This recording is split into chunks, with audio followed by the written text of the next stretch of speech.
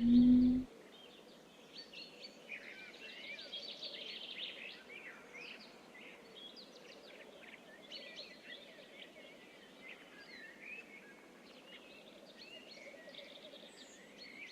Mm.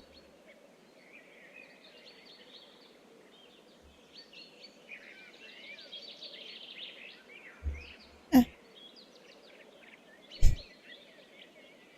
Mm.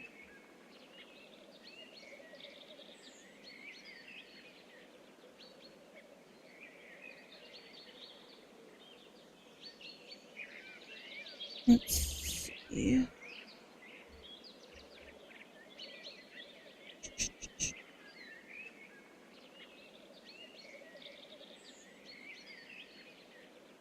Mm. Mm. Mm. Mm.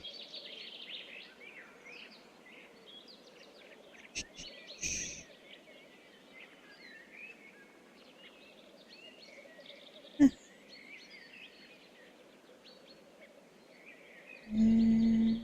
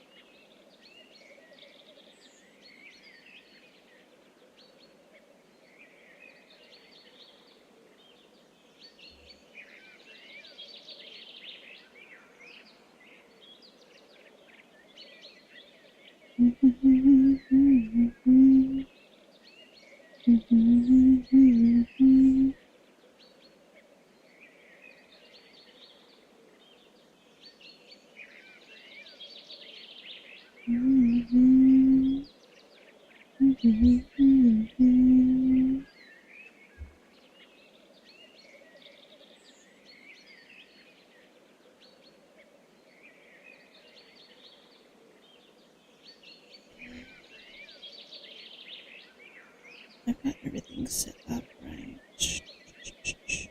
Yeah.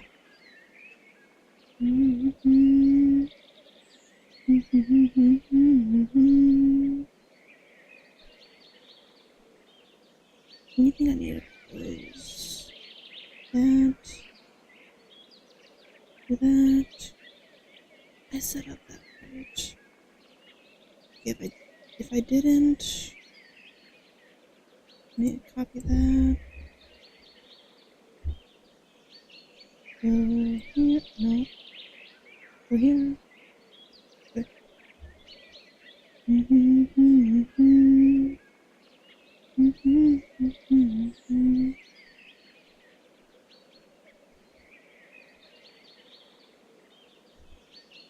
It's annoying that it hides the taskbar like that.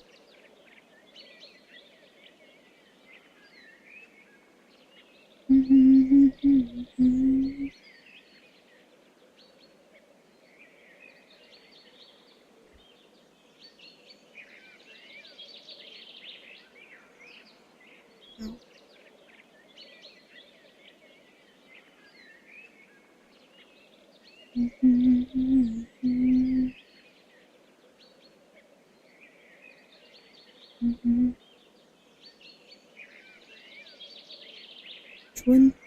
20, 19, 18, 17, 16, 15, 14, 13, 12, 11, 10, 9, 8, 7, 6, 5, 4, 3, 2, 1.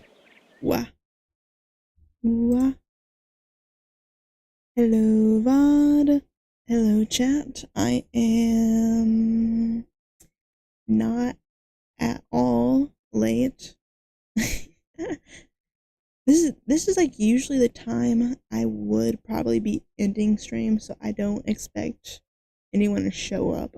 But uh I was gonna stream yesterday, but my model was literally fighting against me not to work. Like I was ready on time yesterday, but for some reason I was trying to fix my like how my model like randomly like it would randomly like disconnect. So I tried to fix that, and then for some reason it made the problem worse because like everything was super delayed. Like oh, so I didn't know how to fix it. So I tried using different VTube Studio versions. I tried different settings, different everything. Eventually, I had to like instead of using like a Wi-Fi connection, I had to just plug my phone into the computer, which for some unbeknownst reason requires you to like add iTunes to your PC and connect it that way. I I don't understand the logic behind that. Like, and I know it's not VTube Studio's choice. Apple is weird, but why does Apple require that for PC use? Who uses iTunes anymore? I haven't used that since like an iPod. Like, but I spent like an hour trying to figure out how to fix my model, and then by that point I just said, okay, fuck it, I'll do it tomorrow, and tomorrow it is. So yeah, hopefully also my I was gonna give so I was gonna be positive, but then I just saw my model freeze for a second, so it's at least not as bad as it was yesterday and previous streams. But hopefully my mouth tracking is like a little bit better. I don't know what I changed to make. Maybe it's the fact that it's USB now and it's not Wi-Fi is making it a little bit more in sync, a little more accurate. Cause I remember watching a clip and just thinking, wow, I really need to fix the mouth. So hopefully this is better. But like, I only hear like my delayed voice, but the delayed voice matches my mouth movement. So hopefully it lines up. But I woke up like 2 hours ago from a nap, so that's why I am late on my stream. But yeah, I am going to be doing a stream tomorrow, sponsored. But I don't know if I can say anything before that. I don't know how this works. But I'm gonna be doing some reacts to casual Geographic, which are like shorter videos than I would normally do live. So bear with me during each video.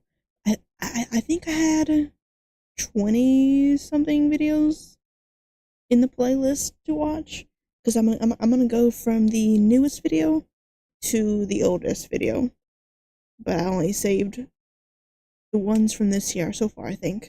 I don't think I'm gonna get to all of them tonight. I hate that I just saw my model freeze. I need to figure out what that issue is, but I'm gonna try and get through as many videos as I can. I definitely want to focus a lot more on the Reacts channel than I have been this year, because I've not been doing the best on that channel. But I'm gonna focus more on it, and yeah, hopefully, yeah. Look, and let me make sure I have. Let's see. I need to make sure I have. What? Okay. What? Okay, there we go. I also changed my VTuber model from like a different source, so hopefully that makes it a little bit less laggy too. But I don't know why I'm like so stressed. It's only been 2 days, I think, since my last stream, but okay, let me. Okay, wait. The predator we still can't figure out. Let me do my YouTube intro. I'm gonna be doing a lot of these tonight. But, I need a drink. Oh, also, I have like a, patch on my lip, so, hopefully that doesn't make me sound weird, but I have like a patch right here, and because I have a sore like right underneath my lip, so yeah, it hurts. But I can still speak, so hopefully that doesn't stop me from talking too much. Okay, let's get on to the intro. And this is the newest video, so yeah.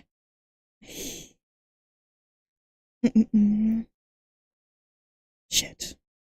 I don't know why, but I don't. Okay. What's up, YouTube? My name is Mistic, and welcome to Mistic Reacts. Today I'm watching a video by Casual Geographic. The predator we still can't figure out. I don't remember which one was on the thumbnail. Let's see what it was. I'm guessing it's a sea creature by the thing. A creature as mysterious as it is majestic, with reptilian head and the powerful feline grace of a panther. Hampton University. Is that Plenty of people are terrified of the ocean, and arguably no I'm other animal not. I find the ocean very calming. I really like the ocean.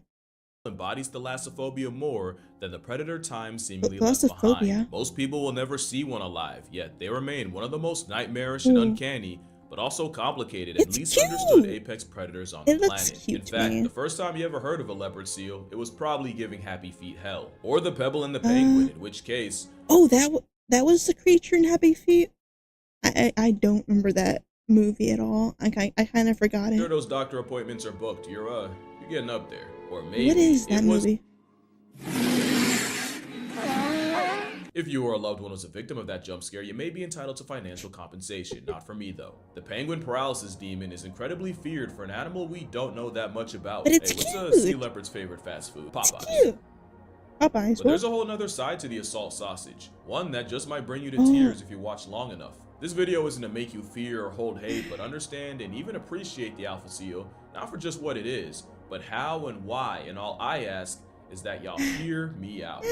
But there is no why as to why people find leopard seals optically disturbing. Few other animals pass the eye test for being that terrifying. The leopard seal looks like a mammalian mosasaur, a prehistoric predator with a perma-smurf. Cute. If you think I'm exaggerating, you haven't seen or better yet heard what happens when one calls out near humans.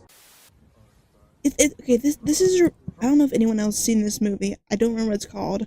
But like this kid got like an egg of like a sea monster and raised it in his bathtub. I don't know why, but it reminds me of this animal.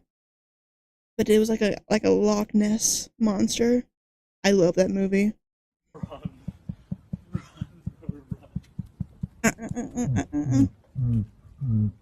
It's crazy, right?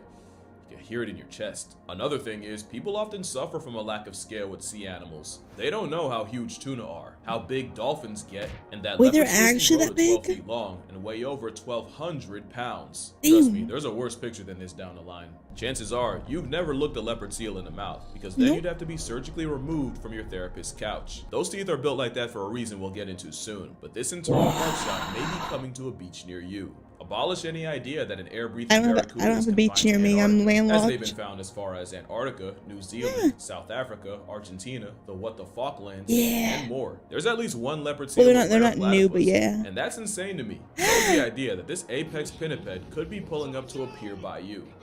That would raise. Who's going to tell me that that thing's not cute?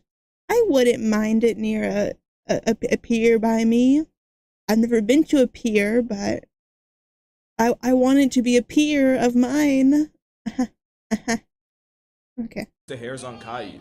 And even with many roles as the op to a penguin protagonist, people have spoken on the horror of sea leopards for centuries. Okay, maybe, Going back to the early 1900s, explorer Ernest Shackleton wrote about an Antarctica Ernest expedition where at Shackleton. one point, one of his men was chased across the ice by an aggressive, believed to be 12-foot leopard seal. The man thought he was in the clear 12 when the foot. massive seal dove back into the God water. But then the sea leopard tracked him by following his shadow under the ice and ambushing and nearly snatching him at the next gap in the ice. And Thomas Ordley's That's just likely kinda would have been a impressive. statistic if one of the crew hadn't shot the seal before it could reach him. In 1985, explorer Gareth Wood was walking across a thin ice layer when a Jurassic jump scare broke out of the ice, clamping its jaws on his leg and nearly dragging him into the water, and he was only saved by his mates Sea who hit lion. the seal's head with boot Leopard crampons. lion. And that's what separates sea leopards from a lot of other predators. Okay. The vast majority of sharks will ignore you, Yeah. whether out of curiosity or something else. And Leopard seals also piranhas are not violent. Thank you, Jeremy Wade.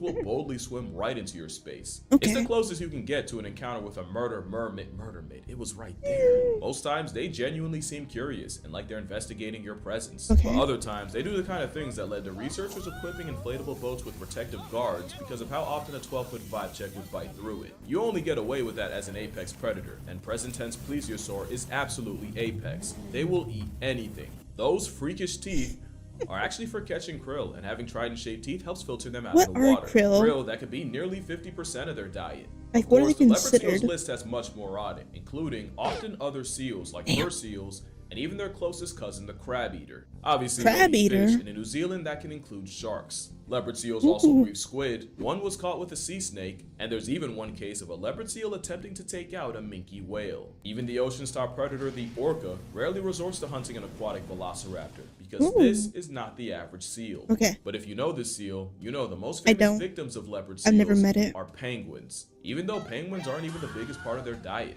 leopard seals are a lot more calculated than most. Do they hunt for and will fun? camp themselves right at the ice's edge, where they know is the penguin's entry Like cats point, do? which pretty much makes them a mammalian crocodile. With penguins, they'll either ambush them from below, or with a top speed of 25 miles per hour, they'll get into a police chase with an unlucky penguin. The leopard seal abuses this matchup so bad that not only will they surplus skill and murk more penguins than they eat, they'll eventually make a game out of it.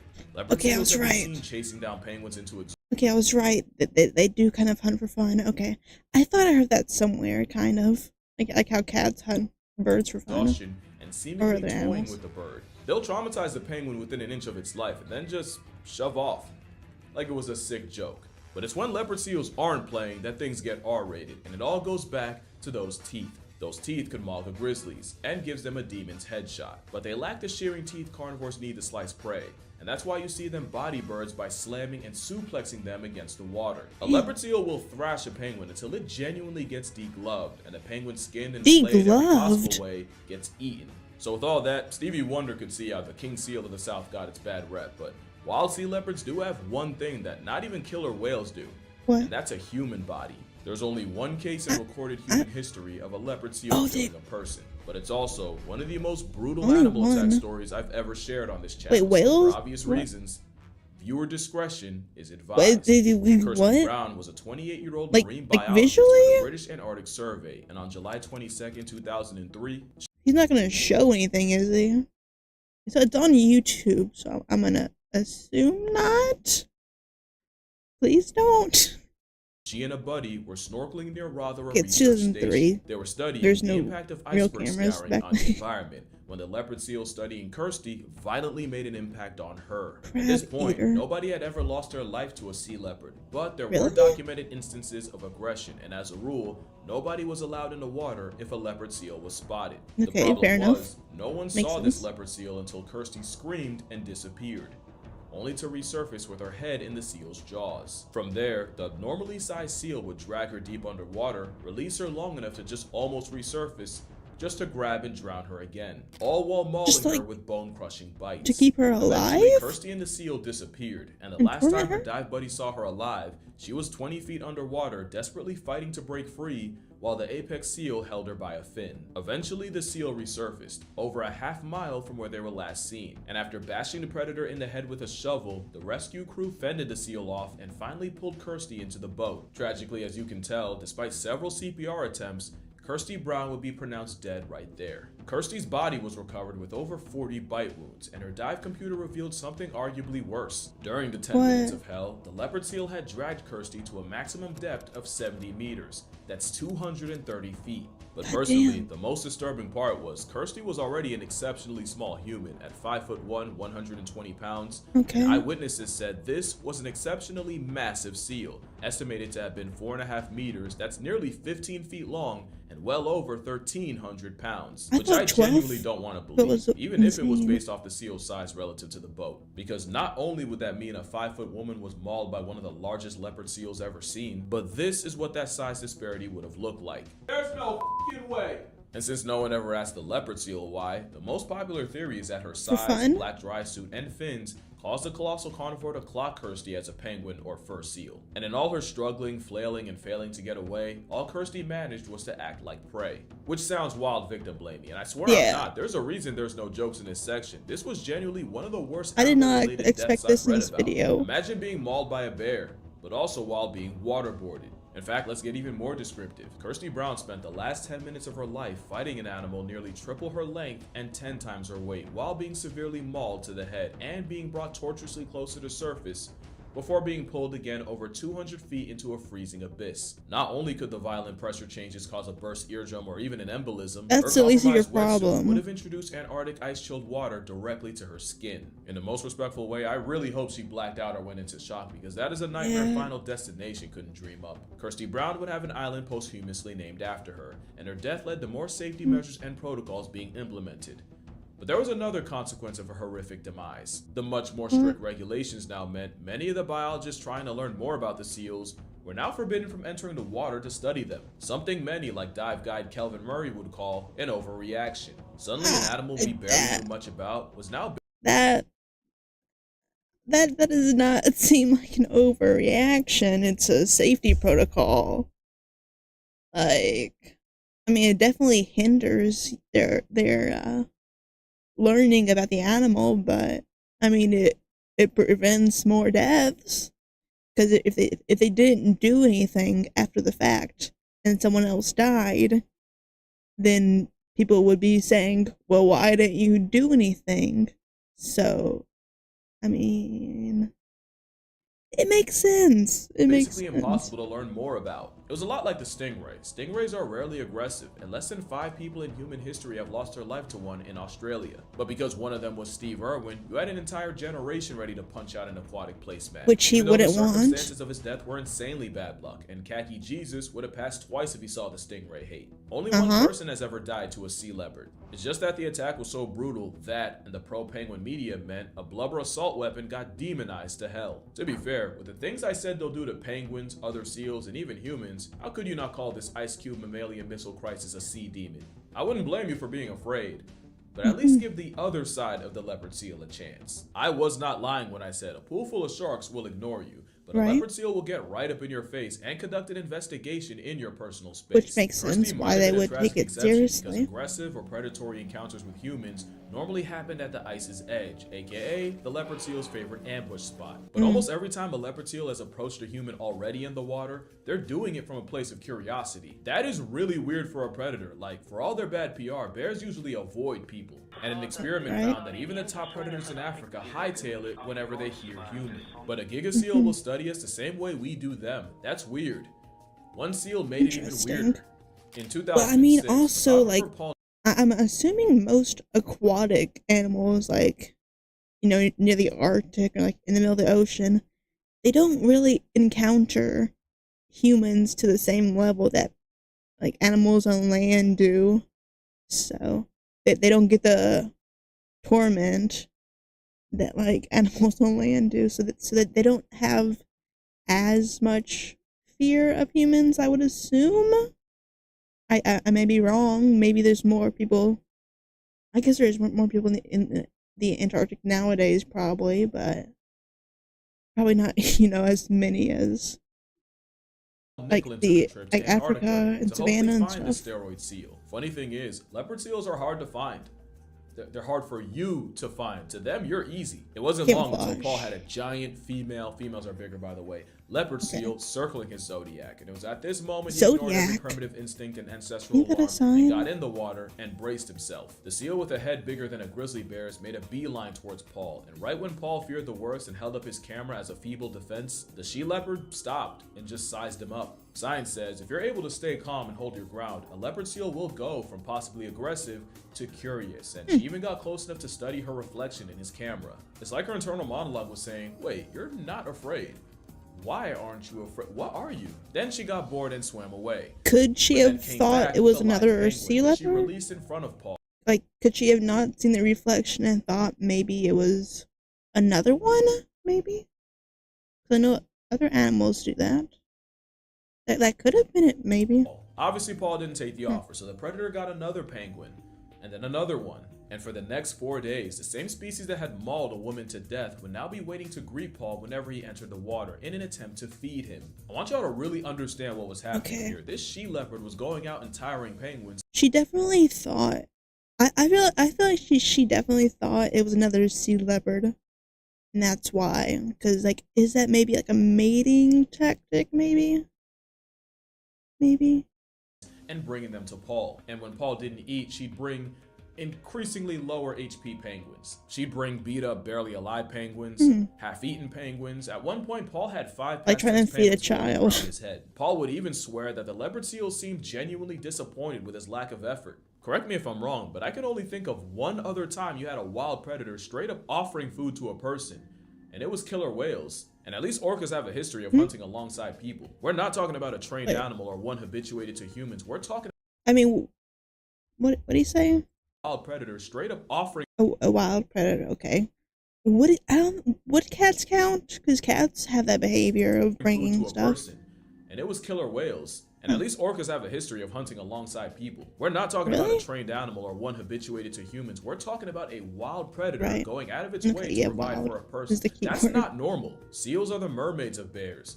Imagine a polar bear door dashing your dinner. That's not even the only thing leopard seals and orcas have in common. Leopard seals are much smarter than the penguin media wants you to believe. Leopard seal handling manuals go out of their way to say they're smart enough to be trained, but intelligent enough to be stubborn, and they're prone to pout and act difficult like children. At the same time, they also say that ignoring a difficult seal is a pretty solid way to get them to cooperate. Leopard seals Okay. aren't just highly intelligent, they're deeply emotional creatures too. Nora was a leopard seal that made news because it was the first time scientists watched a modern-day mosasaur mourn.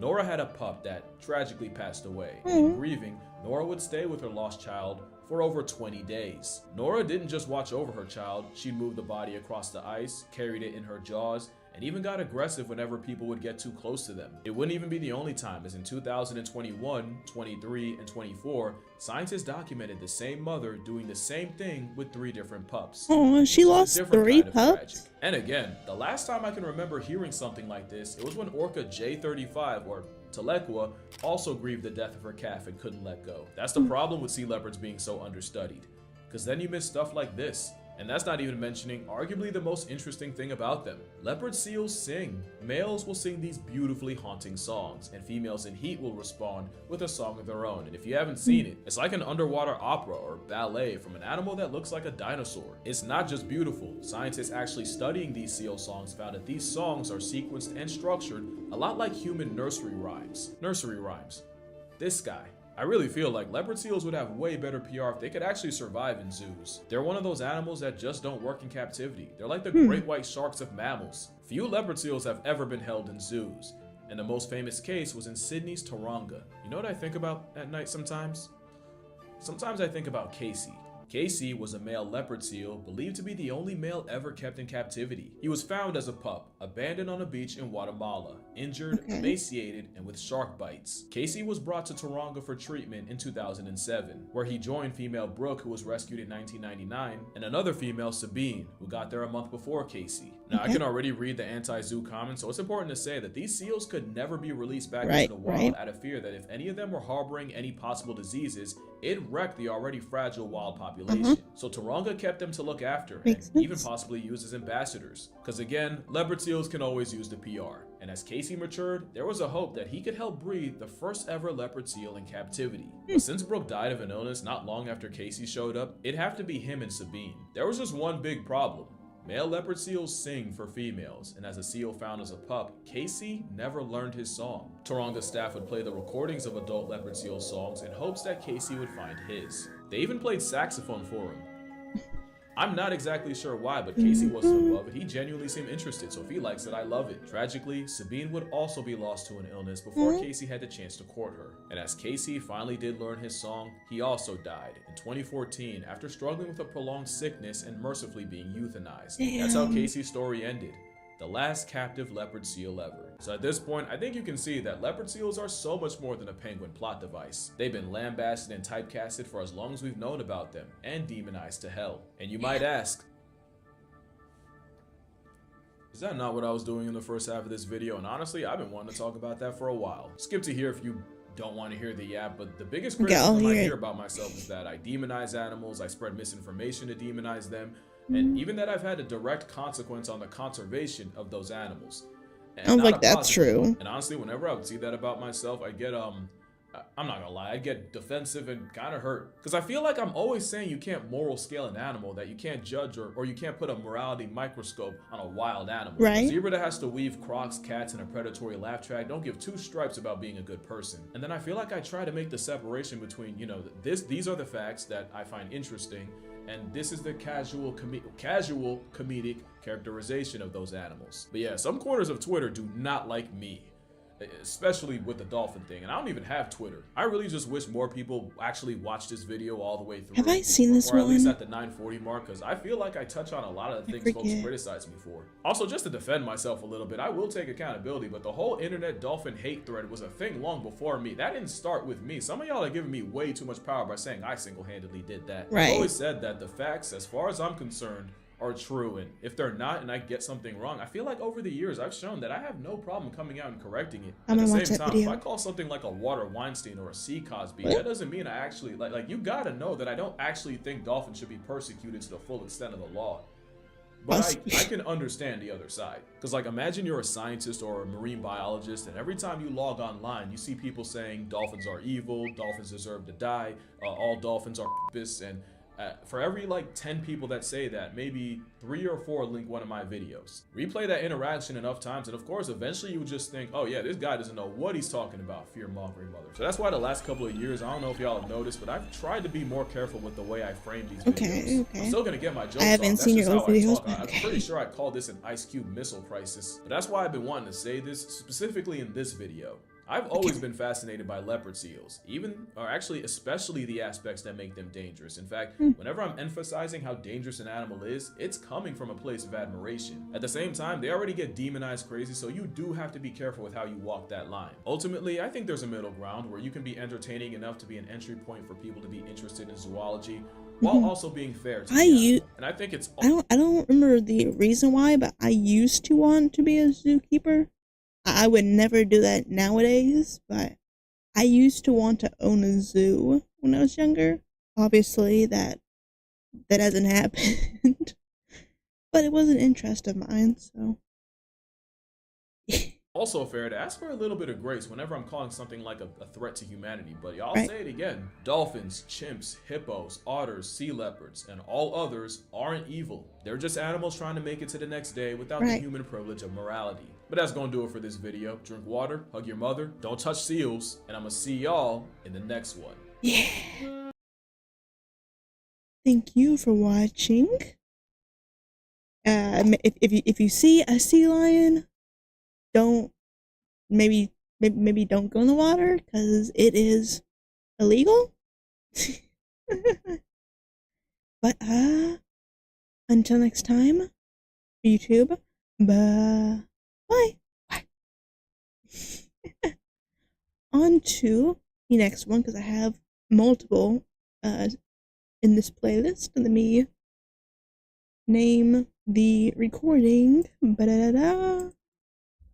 What? One. Yeah. Okay, let me get to the next one, which I forget if it's Raccoons or something else. That was the one after this. No, the Amazon. Okay.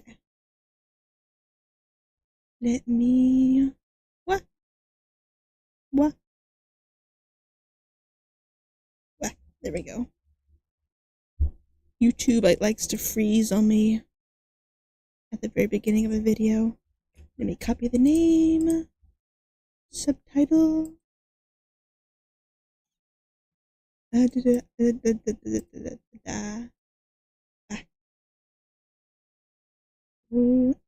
Change the text. You get to see the behind the scenes. Hello, hello, hello. We are about to get into the second video for today. Let me crack my knuckles real quick. Ow. Ow.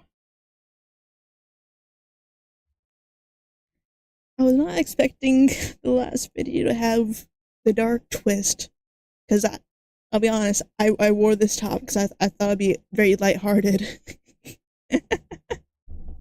I don't want just stuff out on a heavy video. Okay. Okay. Why the Amazon makes Australia look like a joke. What's up, everyone? My name is Mistic, and welcome.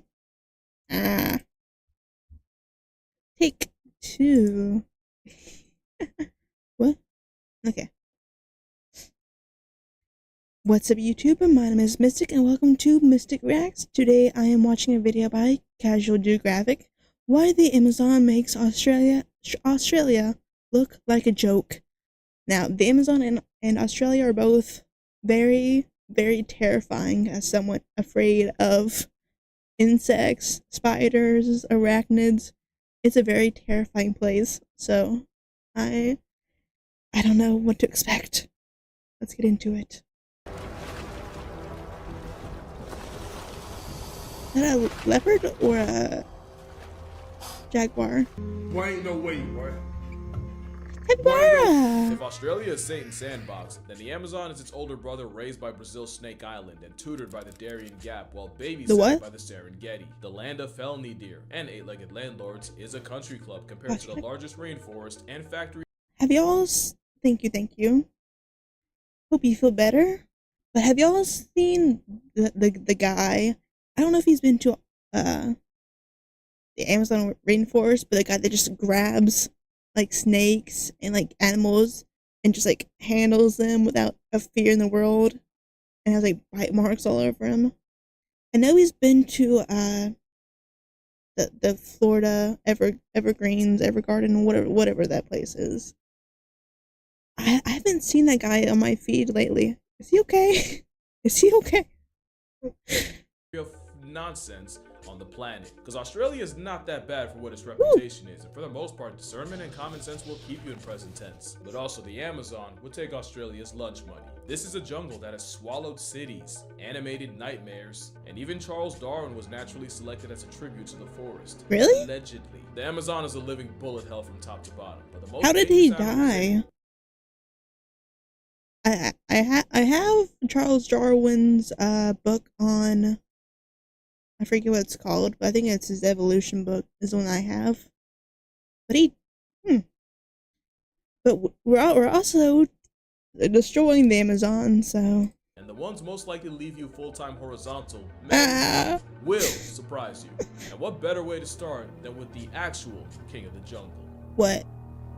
Leopard or jaguar? I don't know the difference. But they look so cool.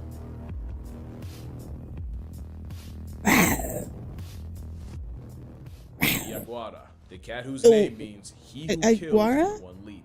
Fitting, because this cat is a walking one-shot and arguably one of the what most makes them different from the other big there. cats? They can swim better than any big cat ever should. Okay, they can also there's my climb, answer. and these talents they'll combine to rain absolute pain on the food chain. Jaguars are the third largest cat and the biggest you'll find in America. But pound for pound, no other cat bites harder. Thanks to a wide skull packed with masseter muscles and a shorter jaw for more crushing leverage, a motivated jaguar is said to have a bite force 7 times its own body weight, outclassing their carnivorous counterparts. We have The bull shark of the 1.5. big cats has a bite that can break through a sea turtle's carapace, which they regularly prey on. They also flatline caiman, thanks to the jaguar's habit of going for the back of the head. It's a Am I stupid? I didn't know. Thank you. An amazing name, amazing name. I too love cats.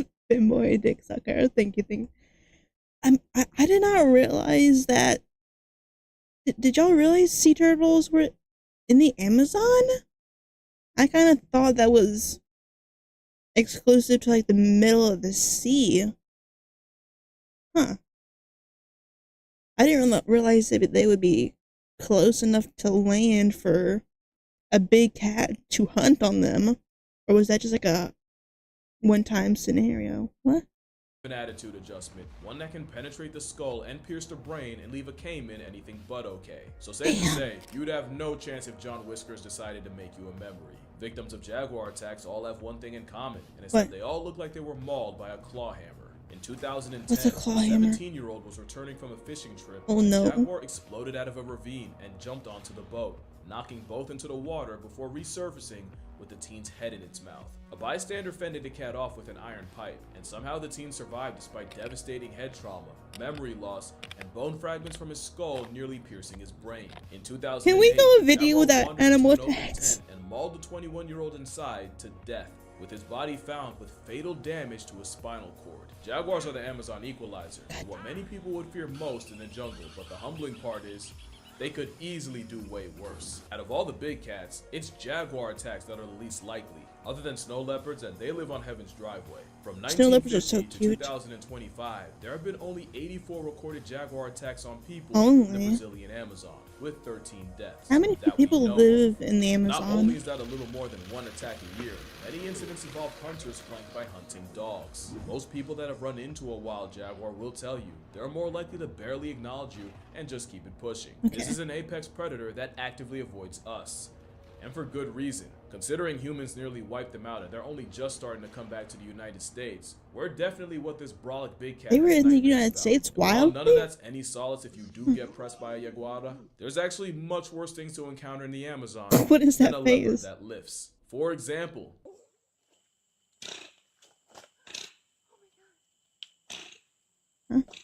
you'll probably never hear a sound like that in the Amazon, but if you do, you may never hear anything ever again, because a gang of giant river otters can absolutely otter. One alone can grow to 6 feet long and is tough. I was thinking that was like a hippo or like something in that line of animal type, because they're like a pig hippo thing. With a jaguar, but an army of Arianas is like a high-functioning water wolf pack. These giga otters will also victimize caiman, with scientists watching a pack of fur piranhas eviscerate a 5-foot caiman to nothing. No bones, no skull, just a former concept in under 45 minutes. Giant otters are built like a bad trip, with eyes that could win a staring contest with the void, but just like with jaguars, it's actually their cousins that do more damage. Despite local legends of giant otters capsizing canoes and tearing the canoeists to shreds, this bug-eyed breaststroking abomination mostly eats fish and rarely comes into contact with people. There's no case of a wild giant otter authoring a human obituary, and if one did, it would likely be defensive. But God help you if you offend otters enough for that, because this man showed what the consequences could be. Why After like rescuing an a ice child cream that had cone? fallen into the otter den at a zoo, Sergeant Silvio Hollenbach was swarmed and mauled by a family of enraged otters, which ultimately killed him. But an important fact is, it was likely in defense of recently born otter pups. So just like a jaguar, this is an apex predator that's more likely to ignore you than gore you. But it's always best to respect the creature that could put a jaguar in reverse with respect wild animals. The giant anteater, the ultimate Really? sleeper build, because the same claws they use to break into termite mounds can easily tuck you in for a permanap. And when you realize those termite don't mounds look are sharp concrete, at then all. you'll realize that I lied. A 7-foot feather duster is something a jaguar has to worry about. Giant anteaters have killed jaguars, and they have a human body count too. In 2012, it teaches you a lot. a 7-year-old hunter approached an anteater head on, as if he didn't take the animal seriously. The anteater slashed his thigh and bled him to death. 2 years earlier, an anteater defended itself against another hunter and killed him after severing his femoral artery. I mean, honestly, if it's a hunter, kinda like if they're like trophy hunters, kinda maybe a little bit deserved. Kinda maybe like how elephants will kill the hunters taking their tusk kind of, you know. Fair enough. Fair enough. And an armed vacuum cleaner is not Perry the Platypus. a joke. The first red flag is being anything that comfortable in the presence of a predator. But the reason I'd be more nervous around a termite terminator They than a look jaguar so weird. is the What is that predator tail? paradox. Remember, with predators, you gotta earn their concern. Unless cubs are involved, otters won't bother. And jaguars are big enough to not care. But a legally blind Freddy Krueger steroid sloth will bleed you the first That time looks you like a look horse like a tail. And they don't get safer in captivity. Because in 2007, a zookeeper was gored so badly, she had to get her leg amputated in an operation that ultimately killed her. You're gonna learn that you fear the prey. Yeah, the predator, if a hunter, there's been a few cases where like a hunter tries to attack elephants. I think it's elephants or something that has ivory. They'll kill the hunter. So fair enough. But thank you. That arguably the jaguar's most feared prey is an animal you probably wouldn't Oh, think that's so of. cute. You're screwed if you get pressed by peccary. Not just because they have tusks that can emancipate The your baby was so insides, cute. because they roll in packs too and will defend each other. 300-pound jaguars have been driven up the trees by murder swine, and from this video you can see they'll deliver that same smoke to people. This is the mammal that scares me the most in the Amazon. Really? If you see one, you know many more will follow. People have found dead jaguars with stab wounds, but surrounded by hooves. That pretty much tells you how the cat went out. Not only is this not a pig likely responsible for gun laws in certain states, it's arguably the worst mammalian jump scare in the jungle. But the most dangerous is an animal you may not have even considered. Okay. Unless you live there. Because in a study interviewing over 120 people, more than 40% have been attacked by a vampire bat. 23 species regularly feed. My distant relative, the vampire bat. Yeah. They're the Amazon? Oh. I did not know that. Huh, interesting. Feed on blood. I The love common vampire vampire bats. bat specializes in bleeding mammals. Usually that means seals and livestock, but opportunity can bring them right to humans. The first known outbreak of human rabies transmitted by bats was in 1930s Trinidad, where up to 90 people died. In 2005, Don't blame me. there were 55 human rabies cases caused by bats, which was up from the 46 in 2004. Since the 1930s, it's estimated that over 1,000 people have died to vampire bat-assisted rabies. Damn. The bulk being in Brazil and Peru. Now, bats already get a lot of Speaking of rabies, I feel like this shirt is very relevant right now. Let me just wear this for the vampire segment. and I feel bad for even contributing to it. Just keep in mind that typically less than 1% of bats in an area may have rabies at any given time, and they're only really a problem in places with difficult access to medical attention. Like the Amazon. But there's also a chance bats being more dangerous is only thanks to us. One species was said to only bleed birds like guan and tinamous, but with their natural prey driven out by human activity, they started resorting to people, with a 2016 study finding human blood in bat samples. Mind you, before it was thought that these bats would rather starve than drink mammalian blood. Bats have an unfair reputation for what they do for the world. Without them, we wouldn't have chocolate or tequila. I don't actually have it, but just because I'm a bat. I thought I would have the shirt. Hello. Yeah. Unfortunately, I'm not a vampire bat, mostly, but I find them so cool. I would love to watch a video about me. I've watched a few I've watched a few bat videos in the past. I should do some more recently in the future. If I said the chances you fall asleep outside and get your blood assets drained aren't zero. In their defense, the mammals of the Amazon are only responsible for a fraction of the life retirements there. Well, most of the mammals. My ancestry is pallid bats. But it's the reptiles that are more infamous. And no reptile displays the insanity of the Amazon more than the caiman. Okay, bat section over. Seems evolving on a winning team only led to them getting bodied. They get their wigs split by jaguars. I am a mix of multiple species of bats. And electrocuted by an animal that has no Little bit business vampire having bat. that power. When Just they're a little small, they can get attack on tightened by heron or ravaged by rodents. And when they finally get big enough, Cayman earned the ire of the most dangerous predator of all time. Damn. Cayman got dropped into hardcore server and have been getting cursed pink off on the jungle dolphins. census since. It's a Except there's dolphin, one right? cayman this doesn't really apply to. The black cayman can grow to 16 feet long, Damn. weigh over 1,000 pounds, and an adult would not take this crap from a jaguar. In fact, in the land of apex predators, the black cayman might be the apex predator, as many locals fear them more than any jaguar, otter, or eel. Since 2014, there have been 66 cayman attacks with 19 deaths, with most occurring near fishing sites. And while most of these attacks are defensive or straight up provoked by people, the scariest thing is their personalities.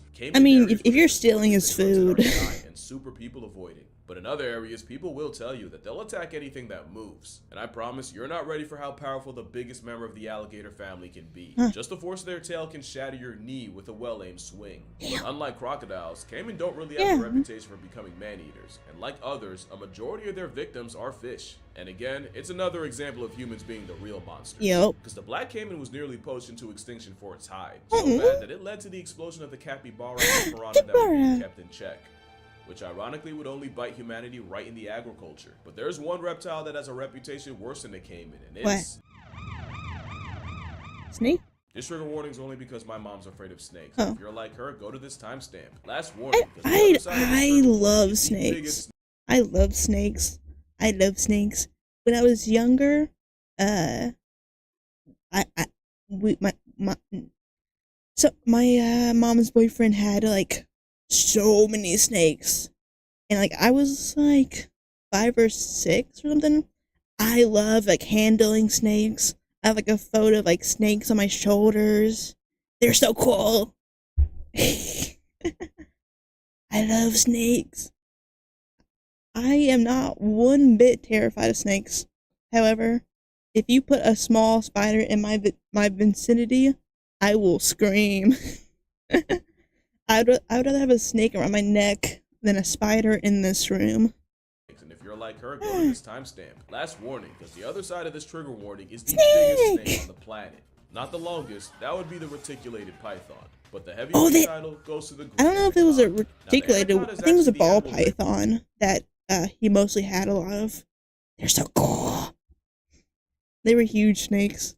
To the most Probably bigger egregious than size me. exaggerations of any animal. But most agree, a female can reach the neighborhood of 20 feet long and violate the scales at nearly 550 pounds. Damn. You probably know the anaconda life deprives with an existing ending embrace, but it's not the suffocation that does you. It's the fact that they squeeze so tight, your heart can't pump against the pressure, and any blood flow to the brain gets blocked. Not to mention, backwards facing teeth make it impossible to escape custody. An adult Amazonian anaconda is another apex predator, one that can swallow virtually anything, thanks to jaws that don't unhinge but actually stretch to accommodate. And a windpipe they can shove out of their mouths to breathe through like a meat snorkel. So Stevie Wonder could see how Titanoboa's little brother could easily void a human. But there is a catch. Human shoulders are the #1 reason most snakes aren't physically capable of swallowing a human, and even if they are, it is very, very rare for one to try, let alone succeed. And even though the biggest anacondas probably could, My there anaconda are 0 cases of don't one ever want eating a no person. less Let me say that again. It's never happened that we know of. What? People have been struck by condas, but the animal that eats like 5 times a year and then spends the rest of it on power save mode definitely is doing it out of defense. Meaning if a paraplegic dragon bites you, you probably did something. I get it, but this is not the snake to be afraid of in the Amazon.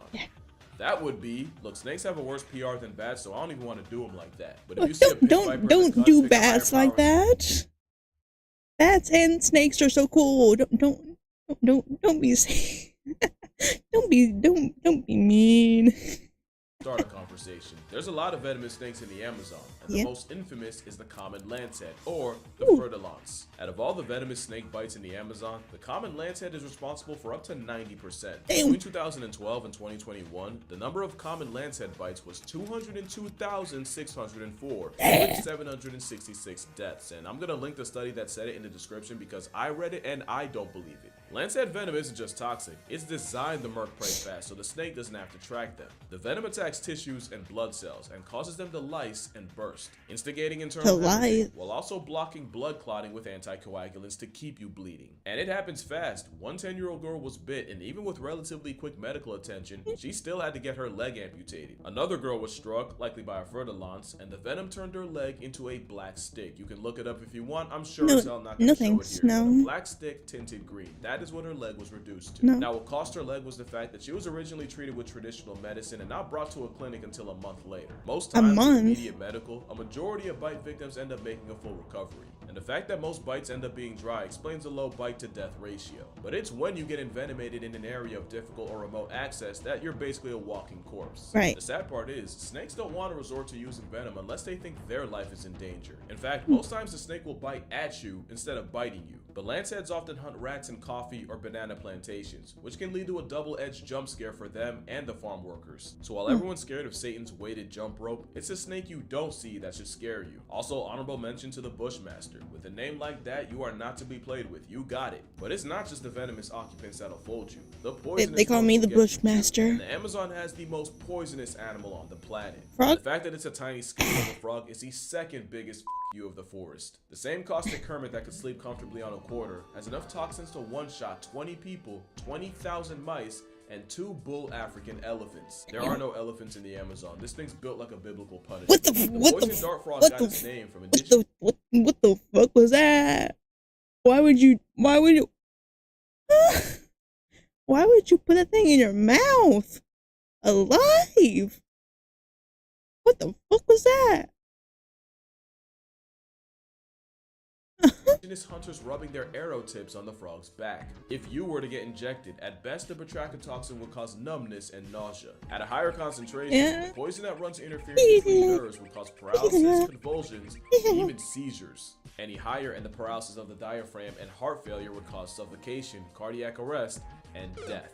To add insult to permanent inactivity, it's not even their poison they're packing. That is a stolen bag. The amphibian poison pill gets it from the beetles they eat and open carries the chemicals. To my knowledge, a poison frog hasn't directly packed up a person, but recently Russian opposition Alexei Navalny was lethally poisoned by, poison frog poison. So on the list of animals to fear in the Amazon, rancid ribbits are pretty low.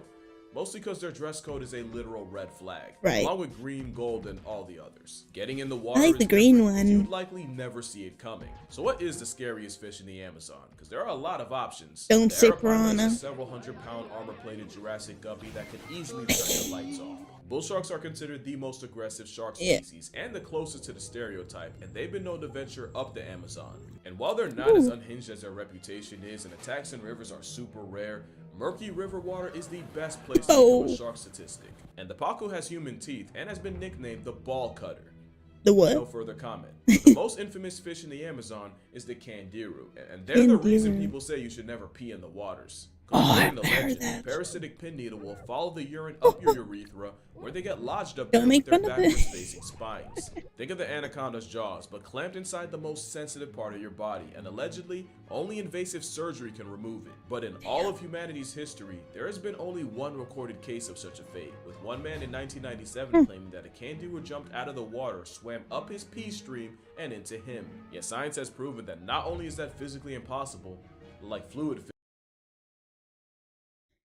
How do we think he got in there then? What was he doing? physics, it has also been proven that what was he candiru aren't doing? even attracted to human urine. The piranha is another fish with bad PR, but we now know that they're mostly shy scavengers that also eat plants. Thank you, Jeremy Wade. There he is. Love that guy. I loved watching his monster river monster videos to fall asleep. I fell asleep to vicious fish stories. A pool of feeding piranhas, and like a toddler's vegetables, likely go untouched. Now, attacks do happen, and headlines can be something out of a horror movie. But they're rare, and usually only in times of extreme environmental stress and shallow water. Also, the whole piranha flesh-stripping a cow thing was actually a psyop staged by locals to impress President Theodore Roosevelt. You're much more likely to accidentally eat a piranha than the other way around. And even the pacu's ball-biting reputation has been greatly exaggerated. So what's the scariest fish in the Amazon? It's definitely What's the the one funny that's name? less eel than fish. The electric eel is actually a knife fish related to a catfish, but it's Really? closer to an aquatic taser. The fact that there's a fish that's just up and weaponized electricity and we just all accept that as a fact of life is the third biggest middle finger the Amazon has to offer. And at 8 feet up to 40 pounds, this imitation eel has killed people. But it's not the electricity you worry about. It's getting knocked out in water and drowning knee deep. It's also the fact they can jump out of the water The to wiener tase you. biter. That was my middle name.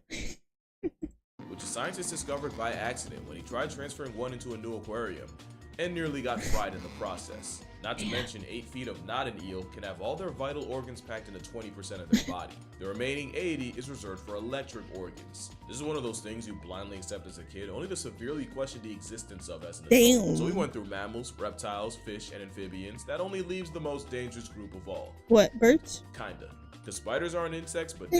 they're in this section. Oh, yep, spider warning. No. Howie. No.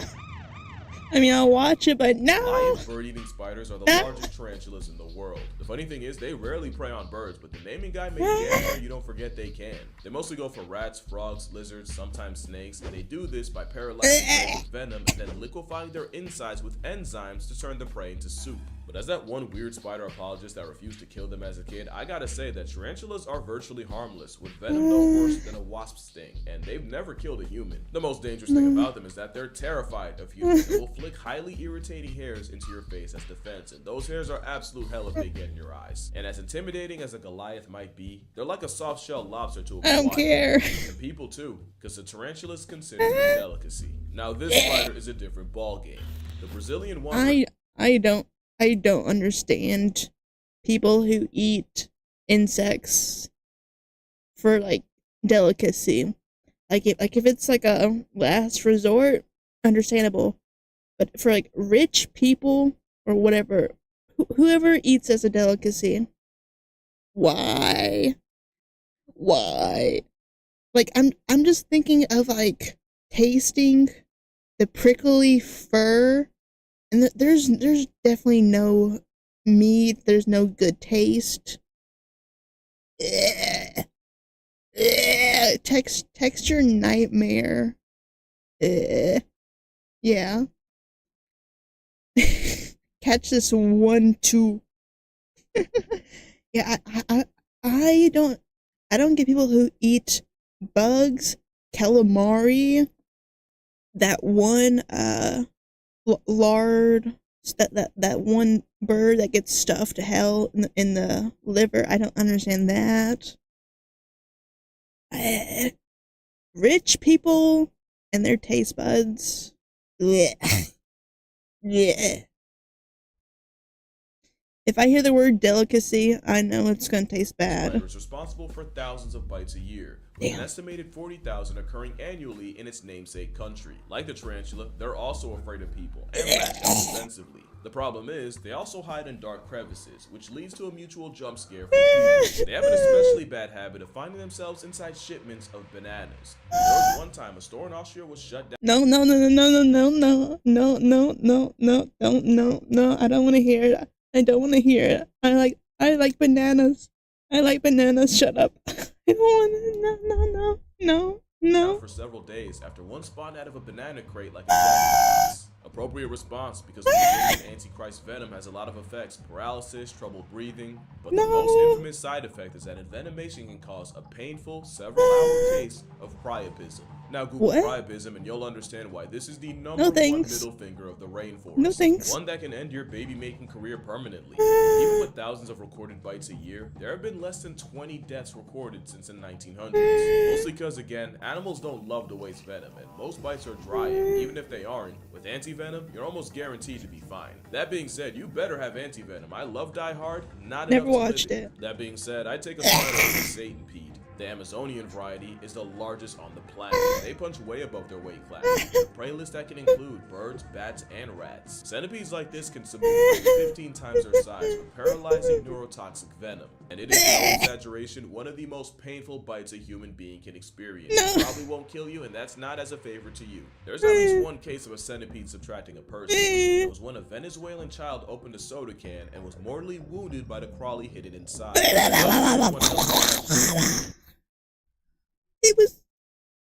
It was in a can. It was.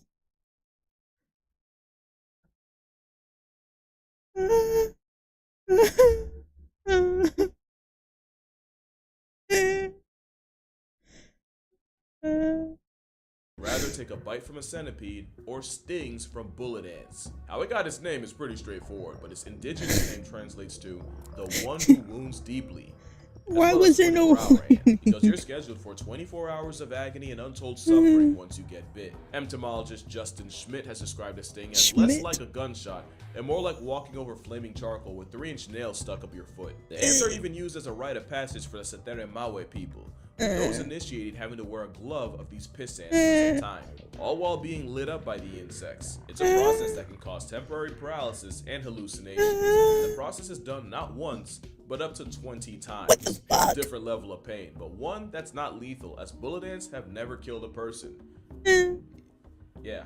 So as unpleasant as a run-in with a wandering spider, centipede, or ant army would be, those aren't the bites you fear the most. This is. Because the kissing bug is statistically one of the deadliest animals in the Amazon, with a worldwide kill rate of over 10,000, with over 7 million people infected. And it's because the assassin bugs can spread a parasite that delivers Chagas disease, a parasite they spread through their poop. Once you accidentally rub the infected feces into a bite wound, you've been got, and you often don't realize it until you wake up looking like you lost an argument to Mike Tyson. It's an uncomfortable, unsightly disease, one that erases tens of thousands of lives in the Amazon, including, allegedly, Charles Darwin. It's highly suspected that the long-time 40-year illness and eventual demise of the father of evolution was caused by a one-time run-in with a kissing bug.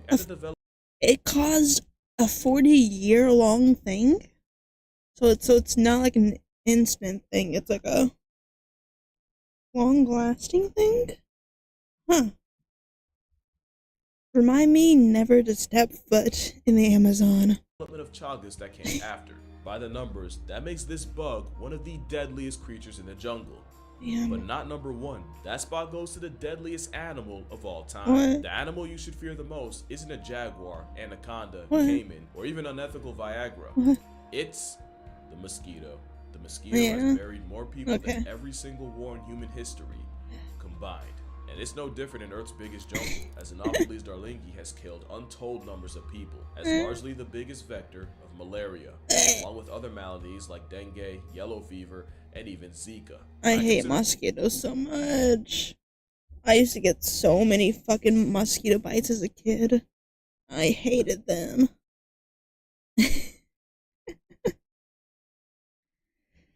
They're so dangerous because there's no confusion if a jaguar or viper bites you.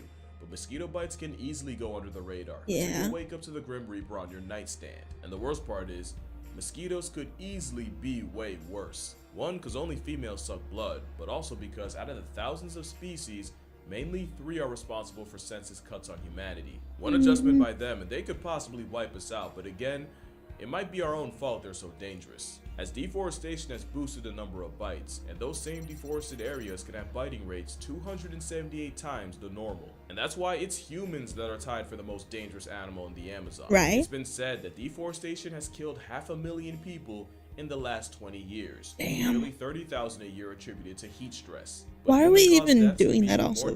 Just because of the trees? 1,700 activists have been murdered in the Amazon between 2012 and 2021, while trying to prevent activity like mining, oil drilling, and logging. That's more than deaths due to jaguars, anacondas, caiman, venomous snakes, and spiders combined. So no, I'm not just being edgy when I say one of the most life-threatening things you can run into in the world's most dangerous jungle is another human. And most of those mercs were indigenous activists fighting for their land. Now keep in mind, it was also humans that nearly drove the caiman out of commission, a panther into past tense, and many, many more. As for the Amazon, it is as dangerous as it is beautiful, and the animals in it are really only doing what they can to survive, and both are worthy of our respect and fear. Because the most terrifying thing about them is the reality of a world where they're not here.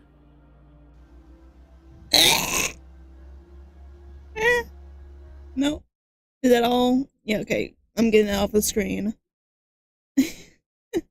Yeah, I'm glad I'm a bat and not a human. Okay, Thank you, YouTube, for watching.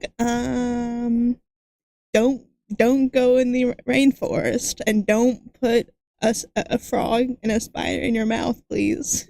Please. So until next time, bye. What?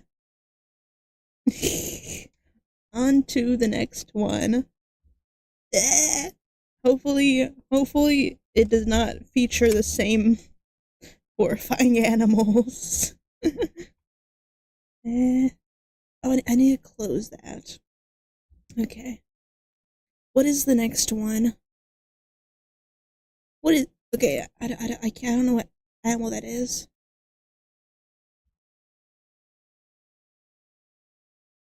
Big... What?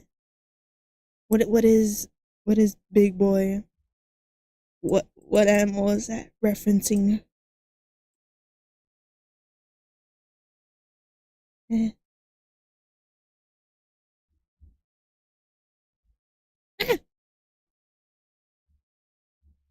Oh, human? Or a part? Let me turn on captions.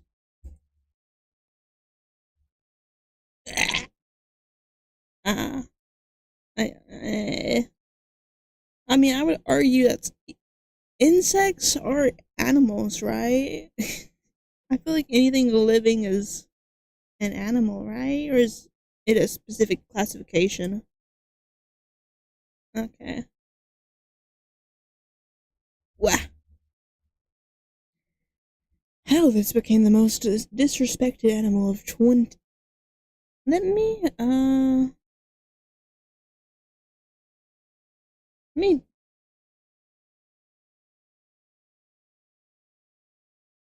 okay. Oh, that's, okay, I'm dumb. I was like, why the fuck did that turn my thing off? That's because okay. I turned off my cursor, so I don't have the weird thing on the side. But how this became the most disrespected animal of 2026. I've never seen this animal in my life, officer. Am I on? Okay, yeah. Captions on, yeah. Okay. Let me take a drink. This patch is annoying me so much on my lip. But hopefully it's not affecting how I speak. Armor piercing. What? Like like hard shells?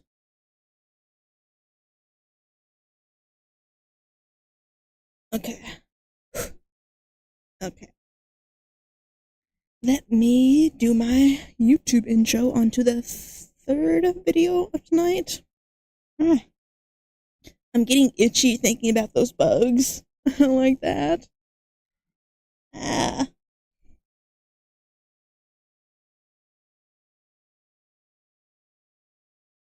But my fangs will save me from those fangs.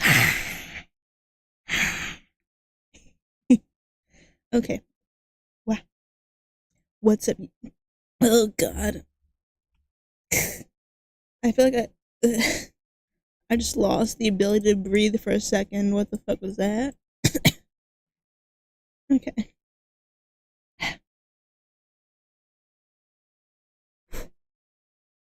What's up, YouTube? My name is Mistic, and today I'm watching a video by Casual Geographic.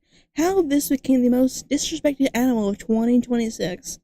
I have no clue what animal I am looking at, so I have not disrespected it. So, yeah.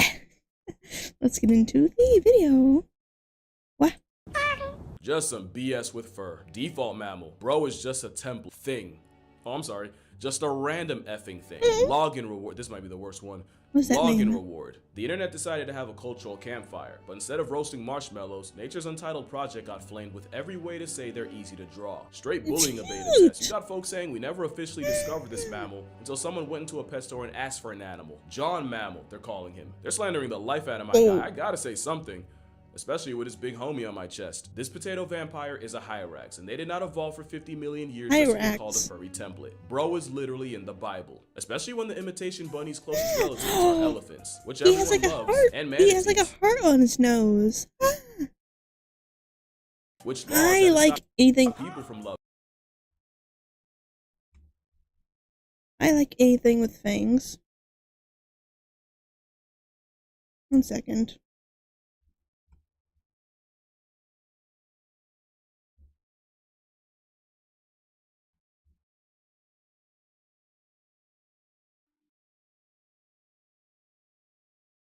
Okay, we're good. Nothing showed. Personal stuff. Okay. I love when YouTube just gives me a mini heart attack.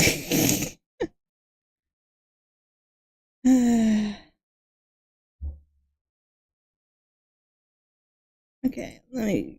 Yeah. Protected by the law. The same animal folks are calling the first interaction in a tutorial is cousins with the most iconic animal on Earth. What? It's not like there aren't signs. Okay. Hyraxes have the same tusks for fighting and female validation. I love anything with fangs. I think. What the fuck was that? Was that a Pinar? But look, it has fangs. Anything with fangs has my love and devotion. Look at it. So cute.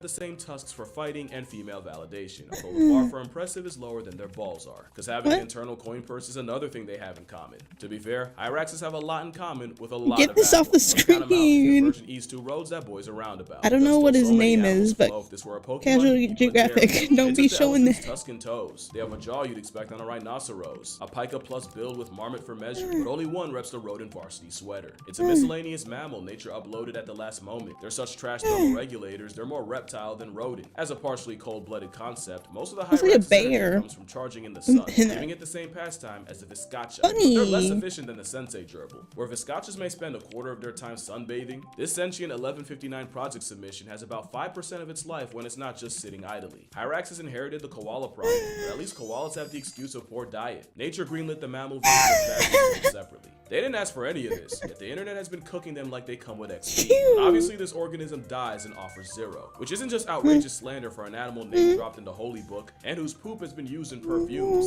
It just shows you how fast the internet will turn on you. Seems like just yesterday people were hyping up the Hyrax, making them viral every time they made a sound, just to today act like they haven't been around. There's so much more that meets the eye, with the organism of all time. Like the fact this template has 6 different types. You got the rock Hyrax, the most common and iconic of the Raxes. Tiny things. Being the most iconic of an animal called a placeholder is like winning prom queen of a homeschool. Just know that if you see a Desi on your feed, it's probably a rock Hyrax, and these Rockies have enough clout to be the VIP member of the Brocavia Hyrax genus.